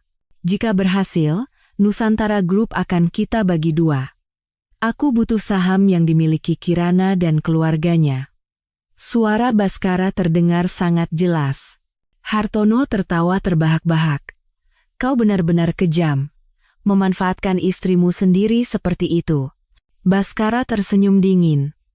Wanita itu terlalu naif. Dia pikir aku benar-benar mencintainya. Kalau bukan karena latar belakang Nusantara Group, aku tidak akan pernah meliriknya. Saya menonton video itu sampai selesai dalam diam. Anehnya, hati saya tenang. Mungkin karena saya sudah terlalu kecewa pada Baskara, video ini tidak lagi memberikan kejutan besar bagi saya. Tapi niat Hartono mengirim ini jelas. Dia ingin menjatuhkan mental saya. Saya menyimpan USB itu dan kembali fokus pada pekerjaan. Tidak ada waktu untuk meratapi masa lalu. Sore harinya, secara tak terduga, Baskara menelepon. Suaranya terdengar panik dan tegang. Kirana, Hartono mengirim sesuatu padamu, kan? Bagaimana kamu tahu? Aku punya orang di antara anak buahnya. Apapun yang dia kirim padamu, jangan percaya. Semuanya pasti rekayasa. Video 6 bulan lalu saat kamu dan Hartono merencanakan untuk membagi Nusantara Group, kata saya datar. Hening panjang di seberang telepon. Lalu terdengar suara helaan napas. Itu hasil editan jahatnya. Memang benar kami bertemu saat itu, tapi isi percakapannya diputarbalikkan. Kenapa aku harus percaya padamu? Karena aku punya video aslinya, kata Baskara. Memang benar Hartono mencoba menarikku saat itu. Tapi aku menolaknya. Karena itulah dia menggunakan Maya untuk menjebakku. Saya berpikir sejenak. Kirimkan video aslinya padaku. 1 jam kemudian, saya menerima file video dari Baskara. Setelah membandingkan kedua video itu, ternyata video yang dikirim Hartono memang telah diedit dengan licik. Dalam video asli, Baskara dengan jelas menolak tawaran Hartono. Kirana adalah istri saya, dan Nusantara Group seperti penyelamat bagi saya. Saya tidak bisa melakukan hal itu. Apakah penolakannya tulus atau ada perhitungan lain, saya tidak tahu. Tapi setidaknya, jelas bahwa Hartono telah merekayasa bukti. Saya menelepon Baskara. Kenapa kamu membantuku? Sudah kubilang. Aku mau balas dendam pada Hartono. Dia berhenti sejenak, lalu menambahkan dengan suara pelan, dan, aku tidak mau kamu salah paham tentangku. Saya berusaha mengabaikan makna di balik kata-katanya. Kalau kamu punya bukti Hartono merekayasa bukti, kenapa tidak kamu berikan dari dulu? Aku menunggu waktu yang tepat. Ada orang yang lebih besar di belakang Hartono. Kita harus menjatuhkan mereka semua sekaligus. Orang yang lebih besar, firasat buruk menyelimuti saya. Konspirasi ini ternyata jauh lebih rumit. Malam itu, saya bertemu lagi dengan Dewi Lestari. Kali ini dia tampak jauh lebih cemas dan terus melihat sekeliling. Hartono tahu saya yang membocorkan informasi pada Anda. Nyawa saya mungkin dalam bahaya. Perlu perlindungan? Saya bisa menugaskan orang. Dia menggeleng. Tidak apa-apa. Tapi ini informasi terakhir. Besok Hartono akan mengadakan konferensi pers dan menuduh Nusantara Group melakukan rekayasa akuntansi. Dia bilang punya buktinya. Saya terkesiap. Jika Hartono secara terbuka melontarkan tuduhan rekayasa akuntansi, meskipun nantinya terbukti salah, kredibilitas dan harga saham Nusantara Group akan terpukul telak. Waktu tepatnya jam 10 pagi. Di aula konferensi kantor pusat Mahakarya Group. Setelah mengantar Dewi, saya segera mengadakan rapat darurat. Kita harus menyerang lebih dulu, usul Bima. Bagaimana kalau kita adakan konferensi pers lebih dulu dan membongkar konspirasi Hartono? Ayah menggeleng. Tanpa bukti yang tak terbantahkan, itu hanya akan menjadi perang lumpur. Hanya akan menambah kecurigaan publik. Saya berpikir lama, dan akhirnya sebuah rencana muncul di benak saya. Bagaimana kalau kita manfaatkan serangannya? Keesokan harinya pukul 10 pagi, konferensi pers Mahakarya Group dimulai sesuai jadwal. Hartono berdiri di depan puluhan kamera media dengan senyum percaya diri. Saudara-saudara sekalian, hari ini saya ingin mengungkap sebuah fakta yang sangat memprihatinkan, katanya dengan nada dramatis. Nusantara Group telah lama menipu investor dan publik melalui rekayasa akuntansi. Tepat pada saat itu, layar besar di ruang konferensi pers tiba-tiba berkedip dan berganti gambar. Muncul rekaman video dan audio lengkap percakapan Hartono dengan bawahannya saat merencanakan untuk menjebak Nusantara Group. Suasana seketika menjadi kacau. Para wartawan serentak mengangkat kamera dan memotret adegan itu. Apa-apaan ini? Wajah Hartono menjadi pucat pasi. Dia berteriak ke arah belakang panggung, matikan. Cepat matikan itu. Tapi video itu terus berputar. Menunjukkan bagaimana dia menginstruksikan Budi Santoso untuk membocorkan rahasia, bagaimana dia menjebak Baskara dan Maya, dan bagaimana rencananya untuk menghancurkan Nusantara Group. Semuanya terungkap secara gamblang. Situasi menjadi benar-benar di luar kendali. Para wartawan mengerubungi Hartono dan melontarkan pertanyaan tajam. Bapak Hartono, apakah isi video itu benar? Bagaimana tanggapan Anda atas tuduhan spionase industri dan pencemaran nama baik? Apakah penyelidikan OJK juga benar? Hartono, dikelilingi oleh pengawal, bergegas meninggalkan ruang konferensi pers dengan panik. Konferensi pers itu berakhir seperti sebuah drama murahan. Di ruang rapat Nusantara Group, kami menyaksikan semuanya melalui siaran langsung. Luar biasa. Mbak, bagaimana caranya? Bima menggebrak meja dengan gembira. Saya tersenyum tipis. Tim IT kita semalam berkunjung sebentar ke sistem Mahakarya Group dan meninggalkan hadiah kecil. Sebenarnya kami sudah menduga Hartono akan menggunakan cara ini dan telah bersiap. Informasi internal yang diberikan Baskara sangat membantu. Sore itu, saham Mahakarya Group anjlok 25%, mencatat rekor terendah. OJK mengumumkan penyelidikan resmi terhadap Mahakarya Group dan Hartono benar-benar terpojok, namun, kegembiraan saya tidak berlangsung lama. Menjelang malam, datang kabar bahwa Maya mencoba bunuh diri dengan menyayat pergelangan tangannya dan saat ini sedang dalam operasi darurat. Saat kami tiba di rumah sakit, Bima mondar-mandir di luar ruang operasi dengan wajah pucat pasi. Ada apa? Hartono mengirim orang untuk mengancamnya. Dia bilang tidak akan tinggal diam kalau Maya bersaksi.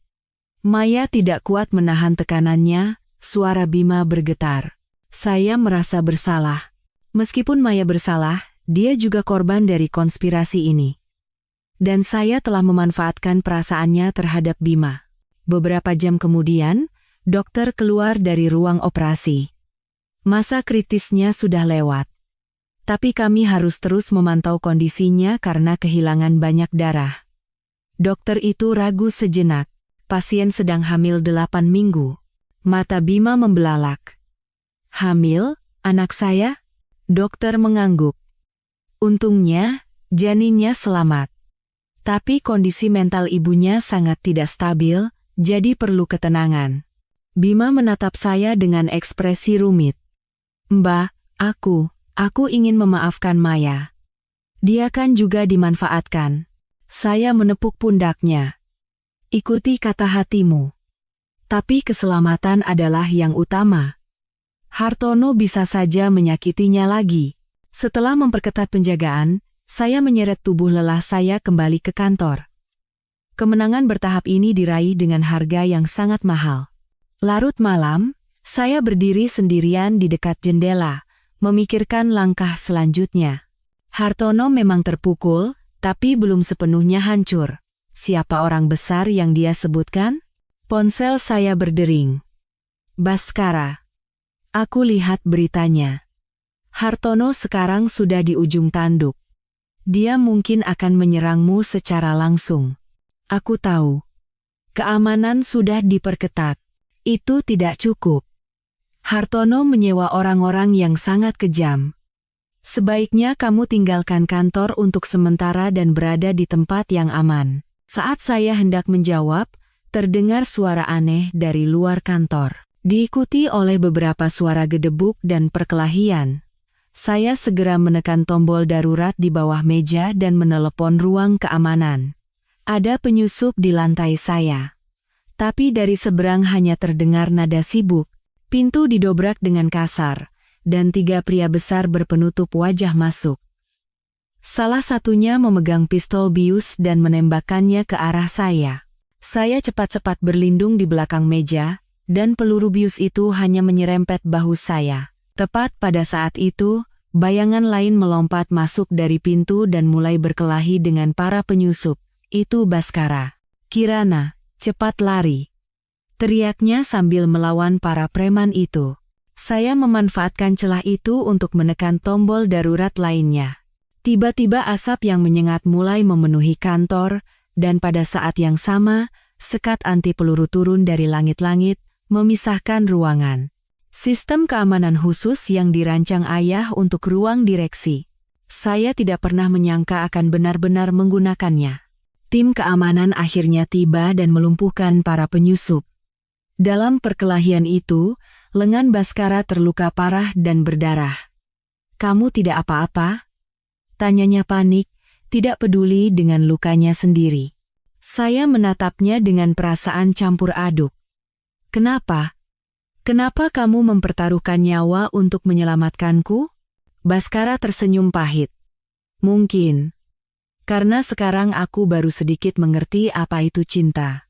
Saat tim medis merawat lukanya, polisi tiba di lokasi. Dari mulut para preman yang tertangkap, keluar pengakuan bahwa ini juga perintah Hartono Suryo. Pak Hartono Suryo telah ditangkap. Bukti yang Anda berikan sudah lebih dari cukup untuk menuntutnya dengan berbagai tuduhan, kata seorang polisi kepada saya. Saya menghela napas lega. Pertarungan yang melelahkan ini sepertinya akan segera berakhir. Tapi Baskara mengerutkan kening. Tidak. Terlalu mudah. Pasti ada orang lain di belakang Hartono. Tepat pada saat itu, sebuah pesan anonim masuk ke ponsel saya. Permainan baru saja dimulai. Hartono hanyalah pion. Nantikan langkah selanjutnya, Kirana Adiwijaya. Punggung saya terasa dingin. Pesan anonim itu seolah menyiramkan air dingin ke saraf saya yang baru saja mengendur. Saya segera menunjukkan ponsel itu kepada polisi, dan Baskara mendekat dengan wajah tegang. Nomor pengirimnya dienkripsi, tidak bisa dilacak. Tingkat keamanan seperti ini bukan sesuatu yang bisa digunakan orang biasa, lapor tim teknis kepada polisi. Petugas itu mengerutkan kening. Maksud Anda, ada kekuatan yang lebih besar di belakang Hartono Suryo? Baskara mengangguk, saya sudah curiga sejak lama. Hartono memang licik, tapi dia bukan tipe orang yang bisa merancang konspirasi sebesar ini sendirian. Saya meninjau kembali beberapa pertarungan saya dengan Hartono. Memang ada yang aneh. Terkadang tindakannya sangat rapi, tapi terkadang ceroboh. Seolah ada yang memberinya instruksi dari belakang, tapi di lain waktu membiarkannya bertindak sesuka hati. Kami akan menangani kasus ini dulu. Mengenai kekuatan di baliknya, kami akan terus menyelidikinya. Ibu Kirana, untuk sementara waktu, mohon perhatikan keselamatan Anda secara khusus, kata polisi. Setelah polisi pergi, hanya saya dan Baskara yang tersisa di kantor. Lengannya sudah diperban, dan wajahnya pucat karena kehilangan banyak darah, tapi matanya tetap tajam. Kamu bilang sudah curiga ada kekuatan di baliknya, kenapa tidak bilang dari awal? Tanya saya. Baskara tersenyum pahit. Karena tidak ada bukti. Dan aku terus menyelidikinya diam-diam. Aku baru mau bilang kalau sudah pasti. Dia mengeluarkan sebuah USB super kecil dari sakunya. Ini petunjuk yang aku kumpulkan. Hartono sering melakukan transaksi dana dengan sebuah rekening di luar negeri. Nilai transaksinya selalu puluhan miliar. Penerimanya adalah sebuah perusahaan cangkang bernama Shadow Capital. Saya mengambil USB itu dan memeriksa datanya. Semakin saya lihat, semakin saya terkejut. Shadow Capital telah mengirimkan dana lebih dari 2 triliun rupiah kepada Hartono selama 6 bulan terakhir. Jumlah ini cocok dengan dana yang ia gunakan untuk mencoba mengakuisisi saham Nusantara Group secara paksa. Perusahaan ini juga berinvestasi di beberapa perusahaan pesaing Nusantara Group. Seolah-olah mereka bergerak dengan target perusahaan kita, tambah Baskara. Saya berpikir sejenak. Apa ada orang yang kamu curigai? Baskara ragu-ragu, lalu berkata, mungkin. Ada hubungannya dengan Paman Santoso. Saya tertegun. Paman, kenapa? Hanya dugaan. 6 bulan lalu, ayahmu menolak usulan ekspansi bisnis Paman, kan? Mereka bertengkar hebat, dan tidak lama setelah itu, Hartono mulai bergerak. Saya mencoba mengingat. Memang benar ada kejadian seperti itu. Paman Santoso ingin memisahkan perusahaan konstruksi, anak perusahaan Nusantara Group, menjadi perusahaan mandiri, tapi ayah menolaknya karena risikonya terlalu besar. Saat itu Paman tidak bisa menahan amarahnya, dan pergi sambil berkata akan membuktikannya dengan caranya sendiri. Tapi masa sampai mau menghancurkan seluruh Nusantara Group? Kita butuh bukti yang lebih kuat. Tidak bisa gegabah menuduh keluarga sendiri. Tepat pada saat itu, sekretaris saya mengetuk pintu. Bu Direktur, Pak Santoso datang. Katanya ada yang ingin didiskusikan. Panjang umur. Saya dan Baskara saling bertukar pandang penuh arti. Paman Santoso masuk ke kantor dengan wajah cemas. Kirana, dengar-dengar ada masalah besar di perusahaan. Kamu tidak apa-apa? Iya, Paman. Saya baik-baik saja. Terima kasih sudah khawatir. Ada apa, Paman? Saya dengar perusahaan sedang dalam kesulitan, jadi saya datang untuk melihat apa ada yang bisa dibantu. Dia duduk dengan santai di sofa dan melirik Baskara. Baskara juga di sini. Lenganmu kenapa?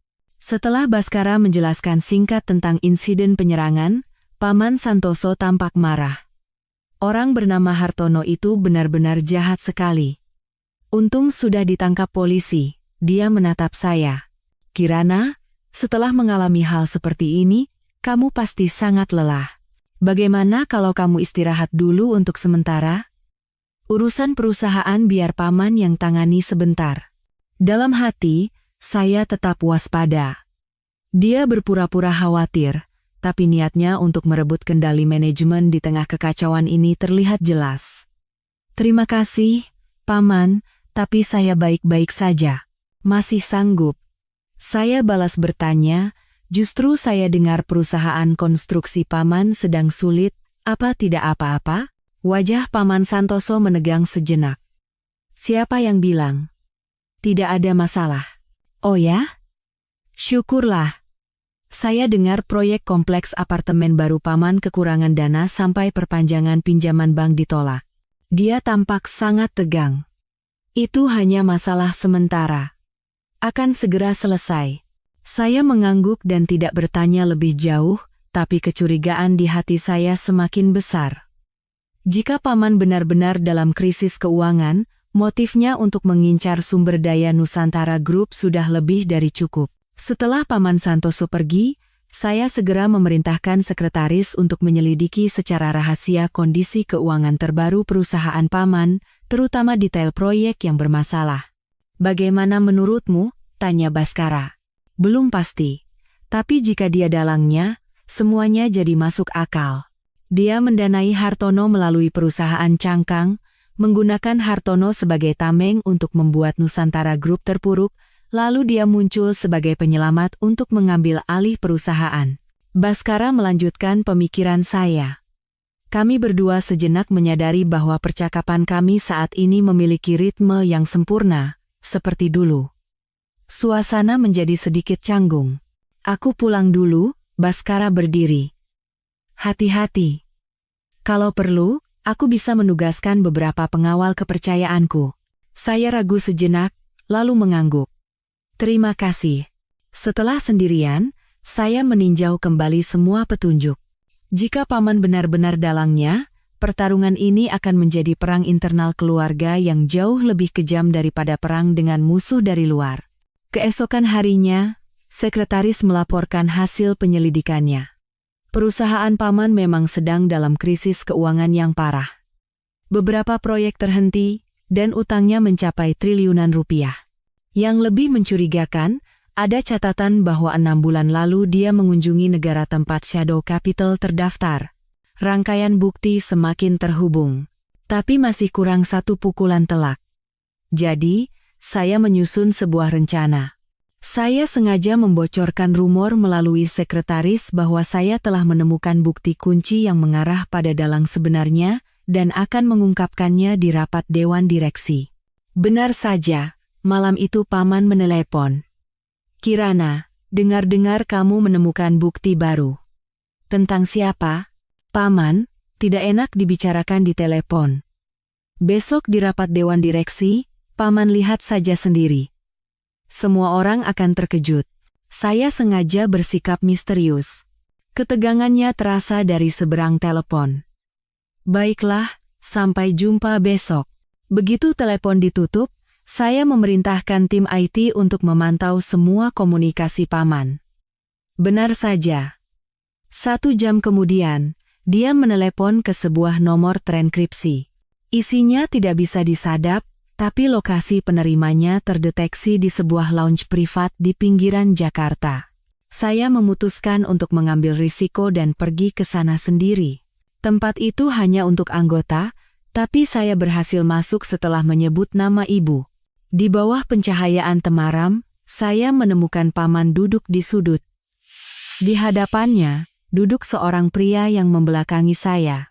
Saya mendekat dengan hati-hati, bersembunyi di balik pot tanaman besar, dan akhirnya berhasil melihat wajah pria itu. Saya sangat terkejut hingga nyaris berteriak. Dia adalah paman ketiga saya, Paman Purnomo. Adik ayah yang lain, yang selama ini selalu pendiam dan tidak punya ambisi. Anak itu pasti sudah tahu sesuatu. Dia bilang akan mengungkapkannya di rapat Dewan Direksi besok, kata Paman Santoso dengan cemas. Paman Purnomo dengan tenang menyesap tehnya. Kenapa panik begitu? Dia tidak mungkin punya bukti yang kuat. Tapi bagaimana kalau ada? Rencana kita yang sudah bertahun-tahun tidak boleh gagal di sini. Tenang saja. Aku sudah siapkan rencana cadangan, seringai dingin tersungging di bibir Paman Purnomo. Kalaupun dia punya bukti, dia tidak akan bisa membawanya sampai ke ruang rapat. Punggung saya terasa dingin. Saya perlahan mundur, tapi tidak sengaja menabrak seorang pelayan yang lewat. Maaf, Bu, pelayan itu meminta maaf dengan gugup. Suara itu membuat kedua paman saya menoleh dengan waspada. Saya cepat-cepat bersembunyi di toilet. Jantung saya berdebar kencang. Beberapa menit kemudian, saya keluar dari toilet seolah tidak terjadi apa-apa. Paman Santoso sudah menunggu di depan pintu. Kirana, kenapa kamu di sini? Tatapannya tajam. Mau bertemu teman. Paman juga di sini, ya. Teman siapa? Apa aku kenal? Teman kuliah. Paman tidak kenal. Saya permisi dulu, ada janji. Saya bergegas keluar. Paman tidak menahan saya, tapi matanya penuh curiga. Begitu keluar dari lounge, saya menelepon Rina dan adik saya untuk menjelaskan situasinya. Semua paman? Kata Bima tidak percaya. Pasti karena kekuasaan dan uang. Mereka merasa tidak mendapat bagian yang adil dari kue besar bernama Nusantara Group, kata saya dingin. Rina memperingatkan. Kirana, kamu dalam bahaya besar. Mereka tahu kamu sudah curiga, entah apa yang akan mereka lakukan. Aku tahu. Karena itu kita harus menyerang lebih dulu. Kembali ke rumah, saya menghubungkan semua bukti sepanjang malam. Dan menjelang subuh, saya akhirnya menemukan mata rantai yang krusial. Surat wasiat kakek 15 tahun lalu yang memberikan sebagian besar saham perusahaan kepada ayah, dan hanya menyisakan sebagian kecil saham dan beberapa anak perusahaan untuk kedua paman. Mereka sudah memendam ketidakpuasan sejak saat itu. Menjelang pagi, sebuah telepon dari nomor tak dikenal masuk. Suaranya dimodifikasi. Kirana Adiwijaya, jika kamu ingin orang tuamu selamat, segera musnahkan semua bukti dan umumkan pengunduran dirimu dari perusahaan dengan alasan kesehatan. Waktumu 2 jam. Jantung saya serasa berhenti. Apa yang kalian lakukan pada orang tua saya? Sekarang mereka aman. Tapi kalau kamu tidak bekerja sama, aku tidak bisa jamin. Telepon ditutup. Saya segera menelepon orang tua saya, tapi tidak diangkat. Rasa takut menyelimuti saya. Saya memaksa diri untuk tenang dan menghubungi kepala keamanan di kediaman utama. Orang tua saya semalam tidur di rumah dan belum bangun. Segera periksa kamar mereka. Beberapa menit kemudian, laporan panik datang dari kepala keamanan. Kamarnya kosong. Jendelanya dibongkar, sepertinya diculik. Saya nyaris tidak bisa berdiri. Saya tidak menyangka mereka akan sekejam ini. Saya segera melapor ke polisi dan menelepon Paman Santoso. Paman, orang tua saya, kalian yang membawa mereka? Omong kosong apa ini? Tentu saja tidak. Suaranya terdengar benar-benar kaget. Entah ini bukan perbuatannya, atau dia aktor yang hebat. Saya berada dalam dilema. Jika saya menuruti permintaan penculik, orang tua saya akan selamat, tapi perusahaan akan jatuh ke tangan orang jahat. Tepat pada saat itu, Bhaskara datang. Melihat wajah saya, dia langsung tahu ada sesuatu yang terjadi. Setelah saya jelaskan situasinya, dia berpikir sejenak lalu berkata, "Aku rasa aku tahu di mana mereka."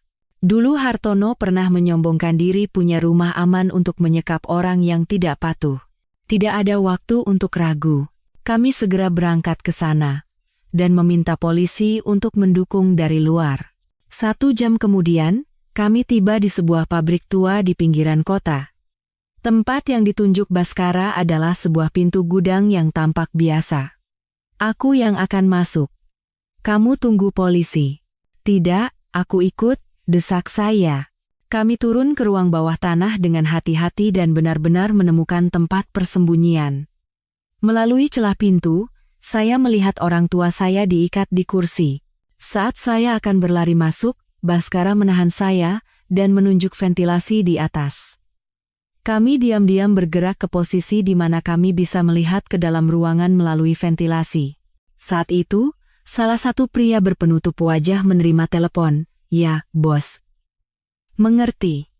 Kalau tidak ada kabar dalam 2 jam, bereskan." Waktu kami tidak banyak.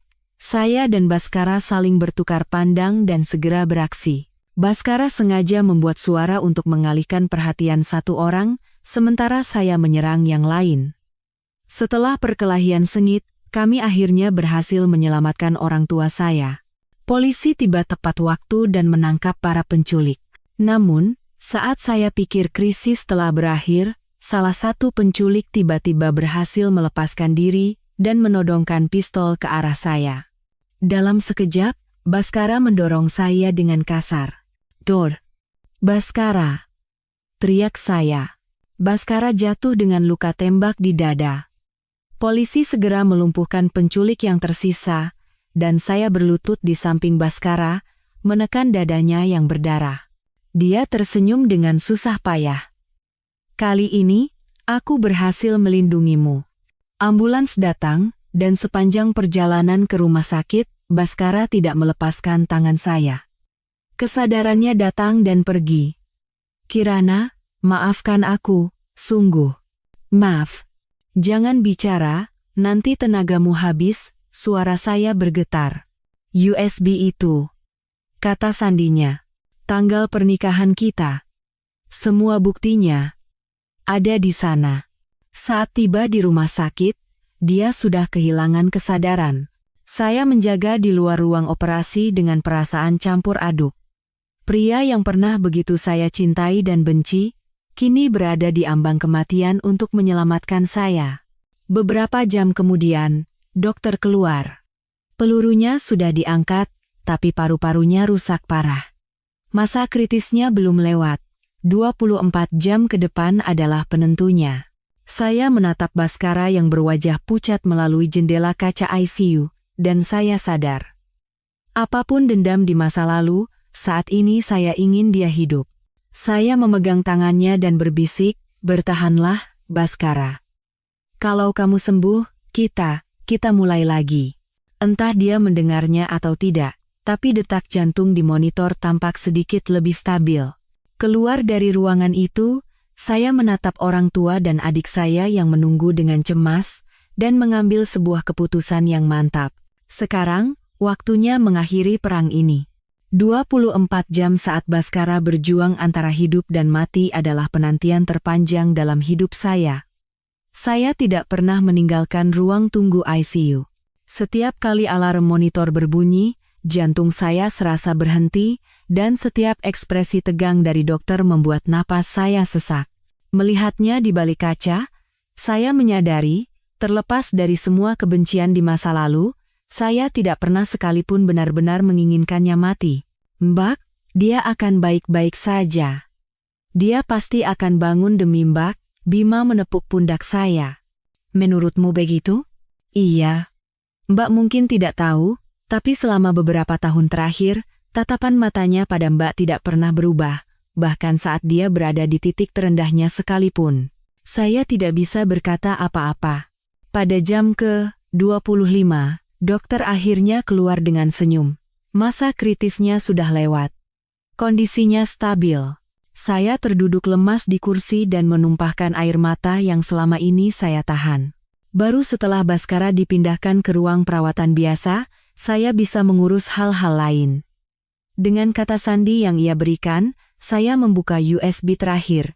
Isinya mengejutkan. Tidak hanya catatan transaksi kedua adik iparku. Saat itulah aku sadar betapa hinanya hidupku selama ini. Lalu kamu muncul.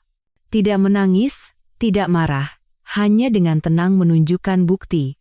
Saat itulah aku sadar betapa berharganya sesuatu yang telah aku sia-siakan. Saya menggenggam tangannya erat. Kirana, aku tidak akan minta dimaafkan sekarang. Tapi berikan aku kesempatan untuk menebusnya. Kesempatan untuk memulai kembali. Saya menatap pria yang pernah begitu saya cintai dan benci itu. Hati saya campur aduk, sembuhkan dulu dirimu. Urusan nanti, kita pikirkan nanti. Saat meninggalkan rumah sakit, saya menerima telepon dari Maya. Suaranya terdengar jauh lebih stabil dari sebelumnya. Mbak, terima kasih tidak melarang Mas Bima menemuiku. Itu pilihan dia. Bayinya sehat? Iya, sehat sekali. Mbak, nanti setelah lahir, saya dan Mas Bima berencana tinggal di luar negeri untuk sementara, jauh dari semua ini. Itu ide yang bagus, kata saya tulus. Setelah menutup telepon, saya menatap langit. Langit setelah badai berlalu tampak luar biasa biru dan cerah. Kembali ke perusahaan, saya mencurahkan seluruh tenaga untuk merestrukturisasi bisnis. Berkat investasi dari Unicorn Tech, Nusantara Group dengan cepat kembali ke jalurnya, dan harga sahamnya terus mencetak rekor tertinggi. Sebulan kemudian, Baskara keluar dari rumah sakit. Saya sendiri yang menjemputnya, dia tampak sangat kurus, tapi pikirannya jernih. Untuk sementara, tinggallah di kamar tamu. Biar lebih mudah merawatmu. Dia mengangguk. Dalam perjalanan pulang, kami tidak banyak bicara, tapi tidak ada lagi kecanggungan. Kami hidup seperti teman satu rumah, menjaga sopan santun tapi tetap menjaga jarak. Suatu malam, saya terbangun karena mimpi buruk. Mimpi Baskara tertembak, saya terkejut dan berlari ke kamarnya. Dia tertidur pulas. Melihatnya, saya sadar bahwa saya masih peduli padanya. Mungkin, lawan kata dari benci bukanlah maaf, melainkan melepaskan. Keesokan paginya, saya terkejut melihat Baskara sedang memasak sarapan di dapur. Dokter bilang aku harus banyak bergerak, rasanya mungkin tidak enak. Dia tersenyum canggung, telur mata sapinya sedikit asin, tapi saya menghabiskannya tanpa sisa. Ada rencana hari ini? Mau ke makam kakek? Mau ikut? Dia tampak terkejut, lalu mengangguk. Di depan makam kakek, saya berkata, Kek, perusahaannya sudah Kirana jaga. Istirahatlah dengan tenang. Baskara juga berbisik pelan, maafkan saya, Kek. Saya akan menebus dosa saya dengan sisa hidup saya. Dalam perjalanan pulang, dia berkata, Kirana, aku mau mulai kerja lagi, dari awal. Kenapa?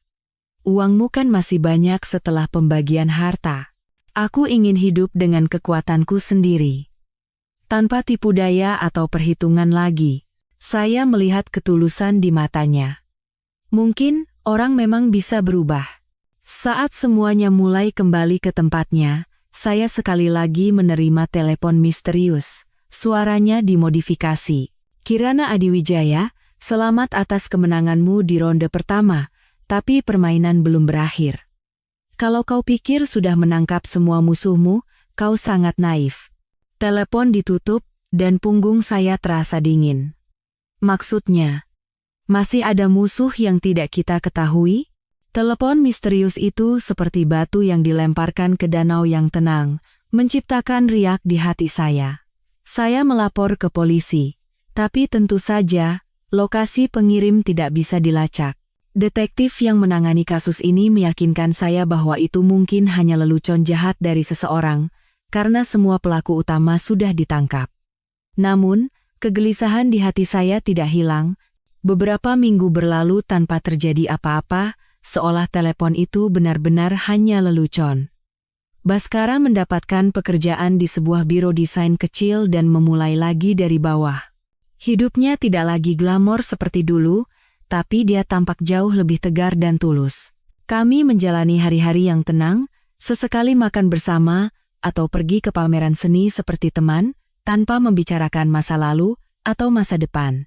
Tibalah hari acara makan malam amal tahunan yang diselenggarakan oleh Nusantara Group. Baskara bersikeras menjadi pengawal saya dan ikut serta. Di pesta itu, saya bertemu dengan seorang pria asing bernama Adrian Gunawan yang mengaku sebagai pimpinan Taesan Capital. Dia tahu terlalu banyak tentang Nusantara Group dan ada sesuatu yang mencurigakan darinya. Tepat pada saat itu, lampu di aula pesta tiba-tiba padam. Dalam kebingungan, seseorang mencoba merebut kalung safir dari leher saya. Baskara dengan cepat menghentikannya. Setelah perkelahian singkat, preman itu berhasil kabur, hanya meninggalkan sebuah lencana dengan lambang aneh. Lencana itu bergambar mata di dalam segitiga, simbol yang pernah saya lihat saat menyelidiki Shadow Capital. Keesokan harinya, saya menerima sebuah paket berisi replika kalung yang dicuri, beserta sebuah catatan, yang asli aku simpan sementara. Nantikan permainan selanjutnya. Saya segera memeriksa brankas di rumah dan mendapati kalung asli telah hilang. Artinya, seseorang telah menyusup ke rumah saya dan bahkan tahu kata sandinya. Setelah memanggil ahli keamanan, ditemukan alat penyadap dan kamera canggih di ruang kerja dan kamar tidur saya. Malam itu, Adrian Gunawan menelepon. "Ibu Kirana, dengar-dengar rumah Anda kemalingan?" "Oh ya, besok di rapat Dewan Direksi, saya akan hadir sebagai pemegang saham baru Nusantara Group. Saya telah membeli semua saham milik kedua paman Anda. Mohon bimbingannya ke depan." Dia telah menjadi pemegang saham terbesar kedua di Nusantara Group. Setelah itu, perang tak kasat mata antara saya dan Adrian dimulai di perusahaan. Suatu hari, Baskara menemukan petunjuk krusial.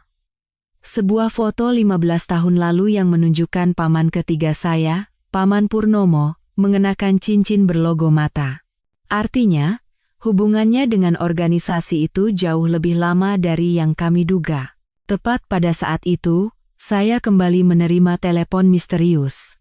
"Kirana Adiwijaya, apa kau tidak penasaran dengan penyebab kematian kakekmu yang sebenarnya? Coba tanyakan pada paman ketigamu yang baik hati itu." Saya sangat terkejut. Kami mengunjungi Paman Purnomo di penjara.